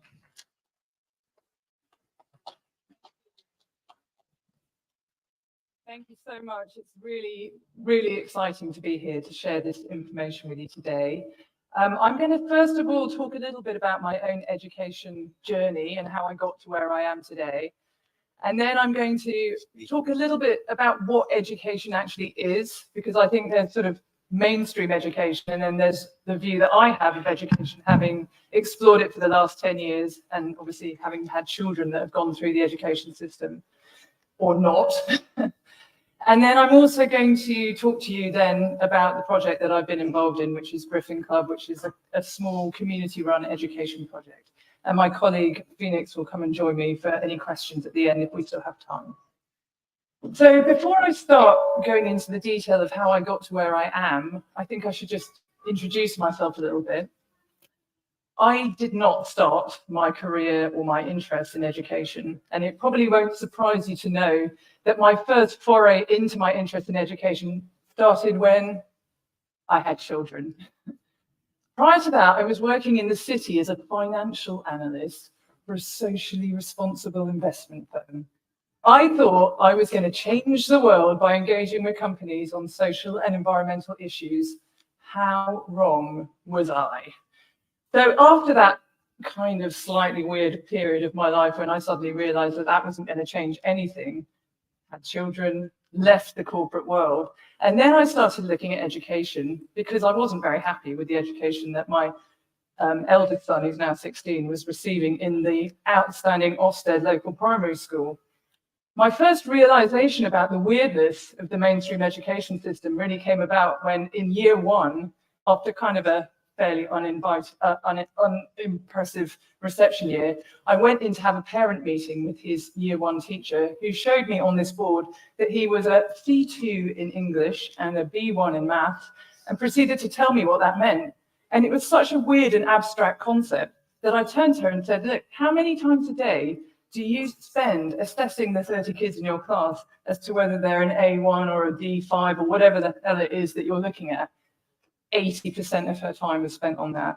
80% of the time was spent on 5- and 6-year-olds in this classroom doing worksheets, but then being graded against this weird little system. It was so abstract, it was so odd, and I just, at that point, freaked out and decided I had to do something different. Didn't really know what I was doing, but I just thought, right, that's it. So I went into the world of home ed for a little bit, and that was great. And then I met a kind of group of like-minded parents, and we decided that we would go about setting up a school. Now, at the time, I had no idea how difficult that was going to be. And frankly, if I had known, I probably wouldn't have done it. But I decided, I've got to do something for my children. Let's give it a go. And so rather than trying to reinvent the wheel, we started investigations into the world of education. And we looked at all the amazing educators that come before us that had done things differently, that weren't in the mainstream. And one of the things that we came across was this Lumiere school, which had been developed by a guy in Brazil called Ricardo Semler. Has anyone here heard of Ricardo Semler? Yeah. So Ricardo Semler is like quite an interesting character because he inherited his dad's industrial company when he was in his 20s, I think it was. And he was quite a maverick. And he basically reorganized the entire management system of this company by taking out the middle management, allowing anyone who worked in the company, whether you were a cleaner up to the board member level, to be represented on the board. You could go to work in any of the offices around Brazil where his company was established, and you didn't have to carry on working every day of the week if you'd finished the work that you needed to do for that week. They published and made transparent all of the salaries of all the different staff within the organization, and they invited them to come and talk to them about any ideas they had. If they had an innovation that they wanted to bring forward, he had an open door. And the result of this was that the productivity and innovation in his company went through the roof. And then Ricardo Semler, a bit like me, had children and suddenly woke up to what was going on in education. And by this time, he was quite a wealthy guy. He'd obviously had a few children and put them in the mainstream system and decided it wasn't for him. And so he spent quite a lot of money on educators from all over the world to come up with what is the best framework to do education that enables children for the 21st century, let's say. And so what Semler came up with was really quite straightforward. It's not like rocket science, any of this stuff. It was skills-based learning. So that means rather than just learning abstract concepts in school, you're learning stuff that you can apply to real life. So yeah, sure, you can learn maths, but how do you use the maths in real life situations? Let's have projects that actually bring the maths to life and make it fun for the kids so they don't just sit there listening to a teacher at the front of the class doing their worksheets and doing their homework. Let's build something using maths, and if it doesn't work, it breaks, and we understand why maths is important. Or let's use the money, use maths to build a business and understand money and how it sort of operates. So these kind of practical applications of skills to real life situations was one of the things that they came up with. Another area that they looked at was getting children to participate in everyday decisions about how the learning was happening and how the school was run. So some people call that a democratic approach. They call it participatory, and it's kind of the same thing. The idea that every day or very regularly, the children have input into what's going on. And of course, the staff as well. So it's like a group meeting everybody has an input into. And that just makes it a really flourishing environment where you can hear feedback from your customers, the students, on a regular basis and actually adapt to their needs. And finally, I think the most interesting thing about what they did was they said, forget exams. It's just a waste of everyone's time. We're just making everyone jump through hoops. It's not great for the staff. It's not great for the kids. Instead, what we're going to do is we're going to take the assessment out of the picture for the kids and the staff, and we'll do it retrospectively. So we'll do the assessment really just to identify where the gaps are. Like maybe we've done loads and loads of projects that have covered all these areas, but we've missed this bit. We need to do more music. So they use the assessment to identify where the gaps are, and then they bring in an expert to do the music so that they can fill that gap. So basically, this framework of teaching became quite mainstream in Brazil. He opened like 9 schools in Brazil, and then we basically went to visit them and said, this is great, and opened the first Lumiere school, which is still operating just down the road from here in Farley, Hungerford. So I don't know if any of you know it, but it's a primary school. It is Ofsted registered, which means that obviously it has to jump through certain hoops, but it was following the framework of the Lumiere approach, and so it does incorporate all of those things that I've just mentioned. So I just want to go on to the slides, if we could put them up. I'm going to talk to you a little bit first before I go on to the Griffin Club. Oops. Yeah, can I go to the next slide? Have I pressed the wrong button, probably? Hey? Aim over there. Oh. Can you scroll down to it or something? Oh, how do I scroll? Oh, there we go. Maybe you guys can do the slides for me as I indicate. Is that okay? Great. So Jiddu Krishnamurti, one of my absolute all-time favorite experts on education, and actually he set up also a number of schools in India, and there's one in the UK as well that's absolutely fantastic. Quite expensive, unfortunately, but really fantastic. So he said this: there is no end to education. It's not that you read a book, pass an exam, and finish education. The whole of life, from the moment you're born to the moment you die, is a process of learning. Obviously, we all know that, but yet we treat school like it's the linear process to get you into college, and then maybe you'll get a job. That's basically what most people think about education. I don't think that about education. Can we have the next slide, please? So what we do slightly differently, and what I believe education should be, is a process of open source learning. This is a term coined by a guy called John Taylor Gatto, who I'll come on to in a minute. But essentially, instead of focusing on this external affirmation, which is what James was just referring to in such detail, it's about getting that student, that individual, to figure out what it is that they want to do and to drive the learning from within. So rather than it being like, oh, I'm going to hit this target, I'm going to get an A in this exam, I'm going to get like approval from an external authority, what is it that I feel is important to me in my life? And what I really feel has been missing in education for a long time is that ability to allow some people to become uber specialists at quite a young age. So it might be in the past that from the age of 7, you might already be showing signs of becoming a master carpenter. And you would be starting to work with wood from a very young age, maybe sitting alongside as an apprentice in a studio from a very young age. But now you go to school, you learn 15 subjects or whatever it is over your education. You have to pass exams in all of them. You have to do well in everything. And what we've lost as a result of that is mastery of certain areas. So you kind of get like a really good all-round education on certain things, but nobody gets really, really expert in one area. And that's actually what we need, I think, because with the advent of AI and all these technologies, how useful is it to know maths and English and all these things to certain high levels? Or is it actually easier now, with all of the changes in education, to focus more on these creative, skilled tasks that really bring you joy because you love doing them? So what we're trying to do really in the education approach that we take is look at the child and see what's inside and bring it out rather than just filling them full of content. And I would say that's the fundamental difference. You know, you can take a child and you can fill them full of content and get to regurgitate in an exam, and then probably a week later they've forgotten most of it or felt it's completely irrelevant and it's really disengaged them from the entire process of learning. But if they're allowed to do something that they love and they feel really motivated, you almost don't have to do anything. You just get out of the way and you facilitate by helping them along the way. Maybe they need a little bit of help getting the resources. Maybe they sometimes need a bit of expert input, but they drive their own learning and they really don't need you to get involved. Next slide, please. And I think one of the things that's really key is that education has changed enormously over the last few years, or the opportunities to do education in a different way have changed enormously over the last few years. I wish that the mainstream education system had recognized those opportunities and adapted to them, but I don't think they have.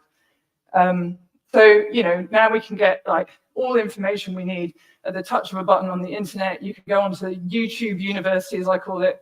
Oh, I don't know how to fix this thing. Go on YouTube, there's a video. You know, you can teach yourself anything by just going on the internet and looking it up. So what is the value of learning all of this rote information and keeping it in your head if you don't always need to do that? What's more interesting is becoming skillful in certain areas and knowing how to apply that knowledge in a useful way. And so rather than worrying about passing exams, what we really need is critical thinking, creativity, and actually self-motivation, so that the learner, whether it's a child or an adult, is really driving their own process of learning and wanting to do it their way and coming up with things that are innovative and different. Next slide. So just to finish off this section, this is John Taylor Gatto, who I don't know if he's still alive, actually. I think he may not be. but he was public school teacher of the year in New York State, 3 years running. And then in 1991, he retired and then wrote a series of books criticizing the education system, dumbing us down, weapons of mass instruction. You might have read some of these books. And this is what he said: "After a long life and 30 years in the public school trenches, I've concluded that genius is as common as dirt. We suppress genius because we haven't yet figured out how to manage a population of educated men and women. The solution, I think, is simple and glorious. Let them manage themselves." Next slide, please. So this is what we do at Griffin Club. We let them manage themselves. There is a certain element of structure around that so that the children feel supported. But really what we're trying to do is aim to bring out the genius that's inherent in everybody and allow that to happen in a quite free and easy way. So we allow the children freedom to learn in the way that suits them. We don't expect them to sit rigidly at a desk all day. They can move about, they can get materials they need, they can come up with ideas, and they can brainstorm those into the group. We recognize that every child is different. So they might be, at a certain age, but they might be at a different stage to a child that's younger, or, sometimes you get a younger child who's more capable at math than an older child, but that older child might be really, really physically talented. So, just allowing what is the talent and the skill and the interest to come forward, rather than it being driven by, oh, you're 12, you should know this at this point, for example. And so, yeah, we encourage the children to find their own passions and follow their own interests. But another aspect of it is we actually get them to teach each other. So if somebody is really passionate about woodwork, say we've got a kid at the moment who's absolutely mad about woodwork, he comes in and brings all the stuff and teaches the other kids how to do it. And then, you get other kids being inspired by each other. And of course, when you're teaching, you become an expert in what you're learning. Next slide, please. So what we do is, Griffin Club is not a school, is never going to become a school. And in order to enable that, we have to operate for 18 hours a week. Otherwise, we have to go down the whole Ofsted path, which frankly, done it before, I'm not going there again. So we take children aged 10 to 14 years of age for 2 to 3 days a week. And it's a very active home education community. So outside of those 3 days, the parents do interact with each other quite a lot, and they have other things that they do together on those other days.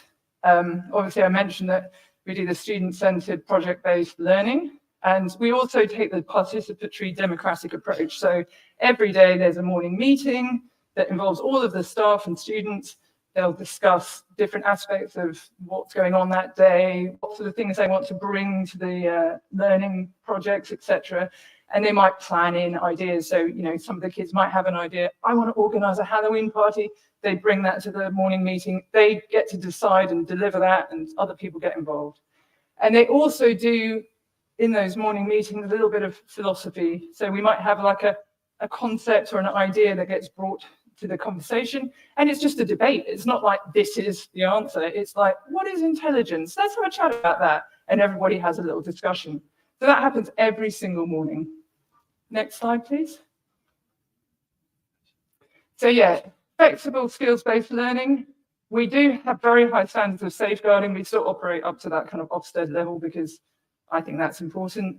And we also have a wide choice of options because we operate on a site where there's lots of other things happening. It's not just our little building. There's like a growing space down at the bottom. There's the scrap store, which is an amazing resource of stuff for making craft. There's like huge outside spaces where we can go outside and go for walks. Next slide. So we cover kind of 4 key areas in our curriculum.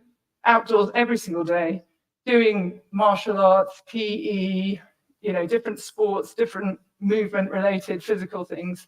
The reason being that physical fitness and health is absolutely key to good learning and happiness, really. So we absolutely prioritize this, as well as the academic stuff, which everyone else seems to think is the most important pinnacle of all human achievement. It is, but it is important, but it's not the only thing. So physical culture is absolutely paramount for us. Next slide, please. The arts. So we're really, really big on creativity, and we cover all sorts of aspects of the art. So obviously painting and the fine arts, sculpting. We have a pottery studio. We do sewing. There's also woodworking, stonework. I can't even really reel them all off, but there's a huge amount of creative projects that come in and out. Yeah, there's Phoenix. He's kind of on the ground with the kids. Everybody knows probably a lot more, but we can talk about that a bit more later. Next slide, please. Nature and the outdoors. So we just absolutely we think it's most vital to have a connection to nature. Nature is our greatest teacher. You spend time outdoors, you observe the nature, you interact with it. So we have animals. Phoenix had his geese that came along and lived pretty much in the school for the best part of last year, and they followed him around everywhere, and the kids absolutely loved it, and they saw them grow from babies to full-grown geese and let them free. These are the things that we think are missing in school. It's like, actually, that's a real world thing. How do you raise a small animal? That helps you to know how to raise a child maybe later in life. These kind of very useful skills. Forest school, obviously a classic one that we do. Going outdoors in different seasons and enjoying the experience, just interacting with it. And then finally, the last theme, new slide, sorry. Next slide, is inquiry. So we talked a little bit about the morning meetings and how we debate and bring in lots of different aspects of philosophy, but that's kind of integrated into everything that we do. So rather than coming in and teaching one particularly dogmatic style of this is what you need to know about biology, or this is what you need to know about history, it's taught in a much more Socratic way. So it's a questioning. What do you think about this? Let's have a discussion about it. Let's explore it together. Let's investigate. And rather than it ending up being one kind of rigid format of a curriculum that you're deciding to deliver as the adult in the room, you end up going into some crazy ideas and stories and debates and what have you, and the children learn a huge amount more, and sometimes it sparks their passion and they want to carry on doing research. So our thing is inquiry is absolutely essential to everything. If the kids ask a question, we often answer it with a question. What do you think? Rather than the answer is X, and that's part of the learning process. So anyway, after all of that, I think the most important thing is actually to show you. This is a kind of premiere of our new film that we made last week. So we had a filmmaker come in and actually capture the essence of Griffin Club, and this is the first time we're showing it publicly. So if you could flip to that, I think it will give you quite a good idea of what we're doing. I think they're going to play it for us? Yeah. And then after that, Phoenix is going to join us for some questions if you've got any.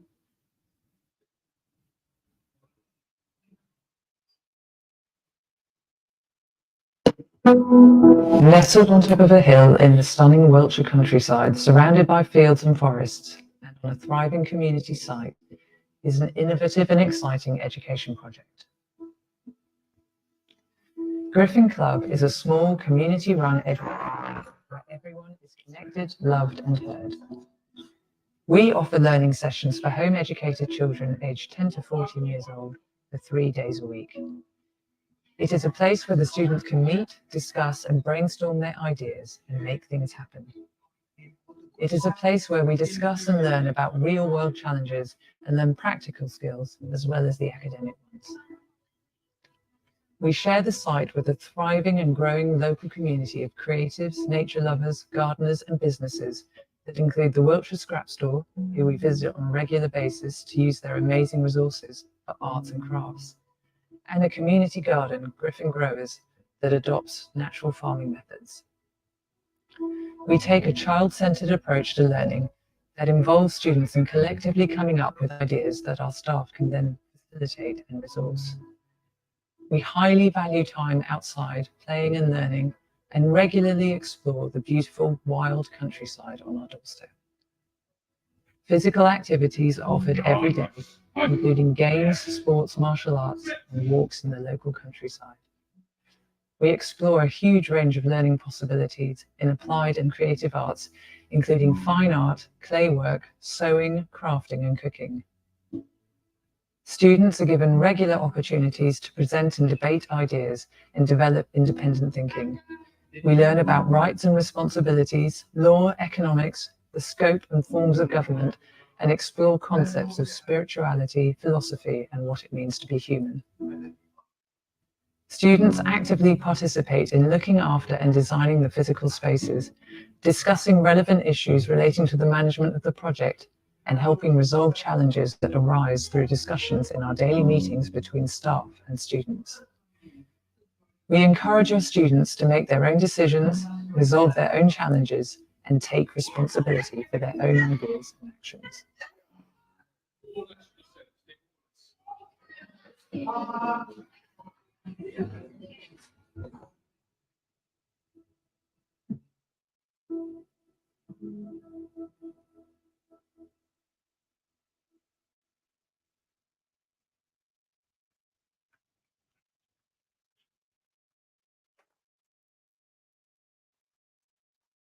So yeah, we were showing that video to the kids the other day after it came back from the filmmaker, and the general feedback was they all said it was absolutely what it is. That is what it's like to be part of Griffin Club, and it's quite moving to see it because it's very authentic of what we do. So this is Phoenix. He's absolutely the center point on the ground with the kids, and he's what we call the coordinator. And every day he will be there with the kids 3 days a week. He knows them really well. He totally loves them all and knows them all.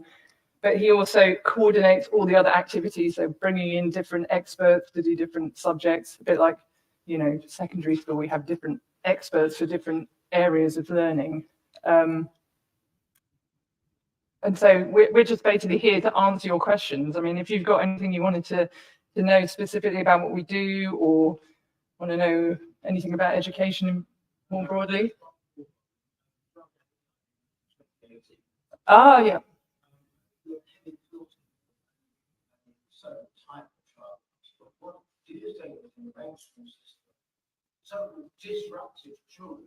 Yeah.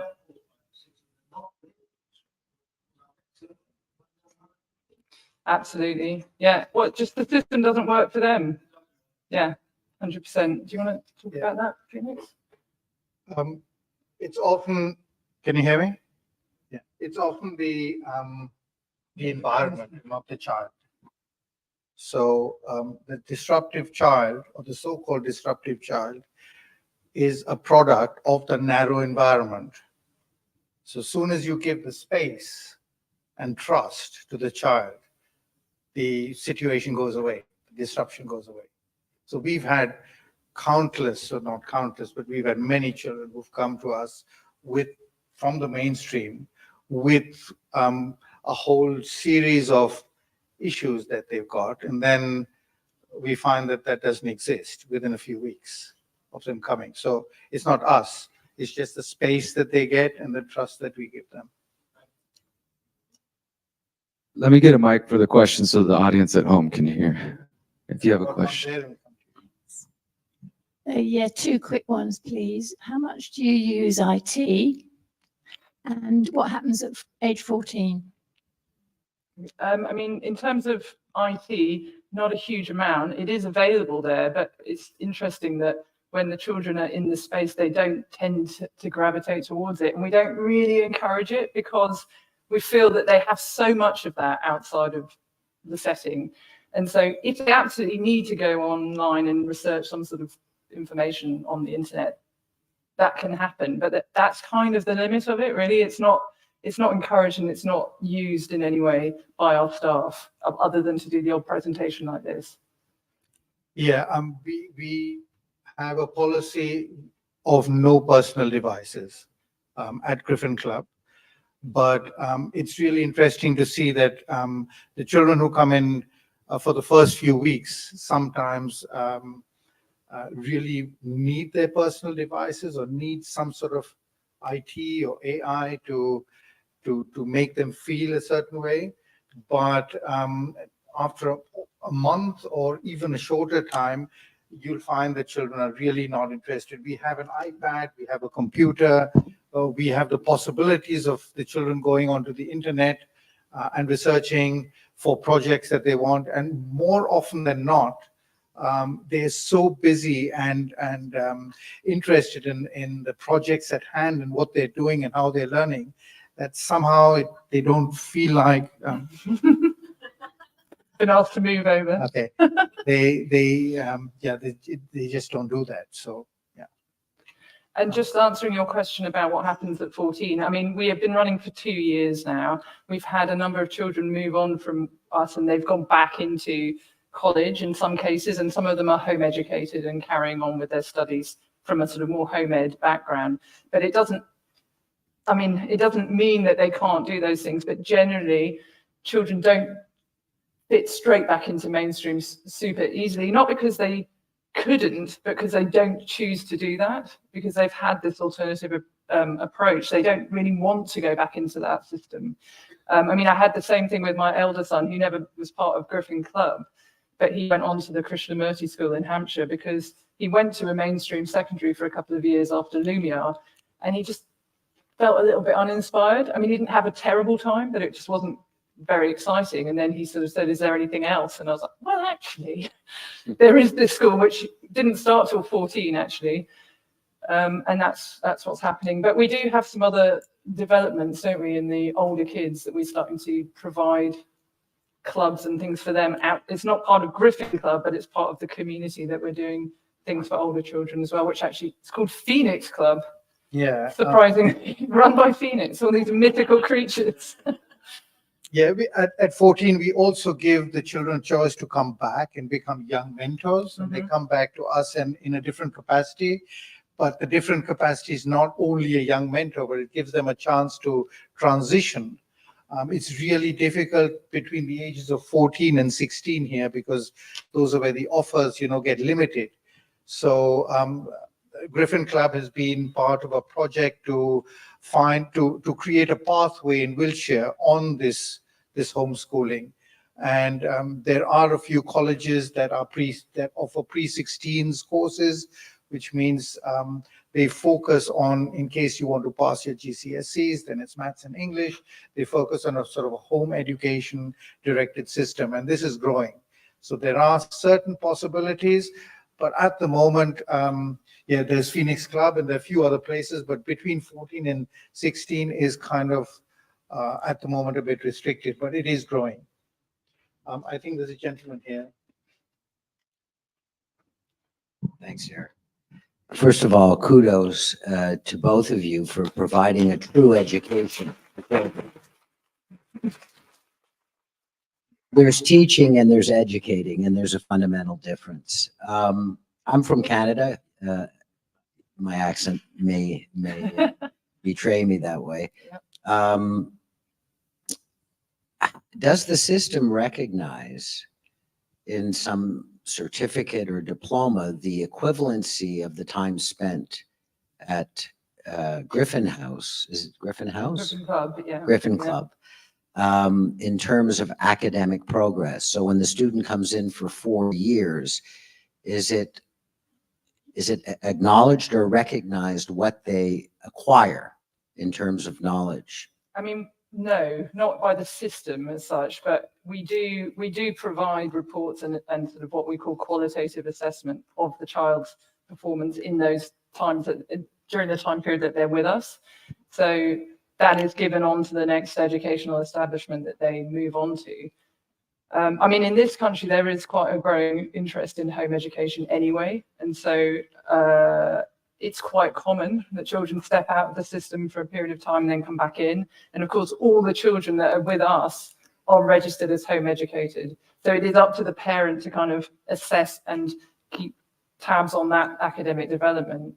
And one of the things that we do recommend is if they really want that kind of core skills like maths and English and the kind of more standardized system so that they can go back into mainstream at a future date, that we recommend that the parents take a more of an active role in doing that with the children on the 2 days they're not with us.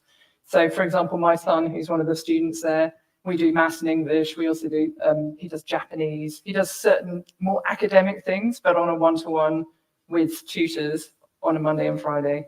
And he actually doesn't have to spend anywhere near the amount of time that you would expect a child of his age to have to do to get to like a GCSE level. So at 12 years old, he's almost at a point that he could sit a GCSE in maths already, just because he's getting a one-to-one for an hour a week. So it just goes to show how much time is wasted teaching kids these concepts in the way they do in school. Is there somebody over there? Yeah.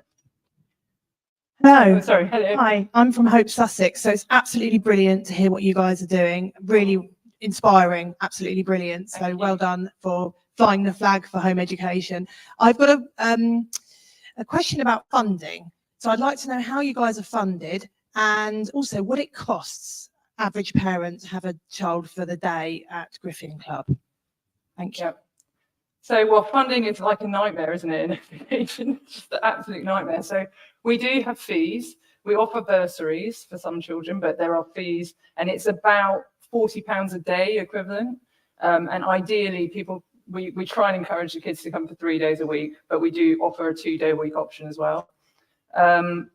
We actually, because we can't do more than 3 days a week, we set up another business that runs in parallel in the same sort of building, which is an alternative provision. I don't know if you know what an alternative provision is, but in this country you get kids who are in mainstream school who are struggling for whatever reason, and they get something called an education healthcare plan, and they get additional funding from the government to support them to have more support, basically, because they're not getting on well in school. And so we offer those kids to come to us on a Monday and Friday, actually a different staff team and a different approach.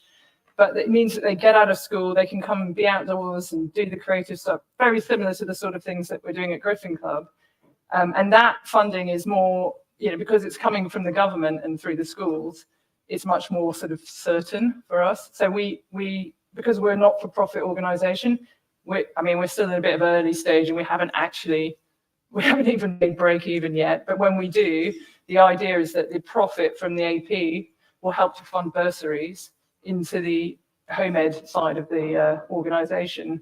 But at the moment, we are definitely raising money, doing fundraising, which is part of the reason why we made the film, actually, was to help with that. So if anyone's interested in supporting what we do, we will be hopefully launching a GoFundMe at some point, and we'd love, all of that money will just go to helping students that need to access our education be able to come without having to worry about the fees. All right, we got one right here. Hi, thank you. This is more of a share than a question. I just wanted to share that my daughter, who is 15, goes to Phoenix Club as part of a flexi schooling arrangement. So she is in mainstream education. If I had my time again, I would have homeschooled. But she wants to stay for now, and it's a good compromise, and the school have actually agreed to it. So she has 1 day a fortnight officially approved, where she goes to Phoenix Club, and she absolutely loves it. And for me, it's great to know that at least 1 day a fortnight she's out there doing stuff, getting out in nature, spending time with these beautiful people. She has some amazing role models now, so I'm super grateful. So that I just wanted to share that as an option, because I didn't know about it until a year ago, and schools are becoming more open to it now.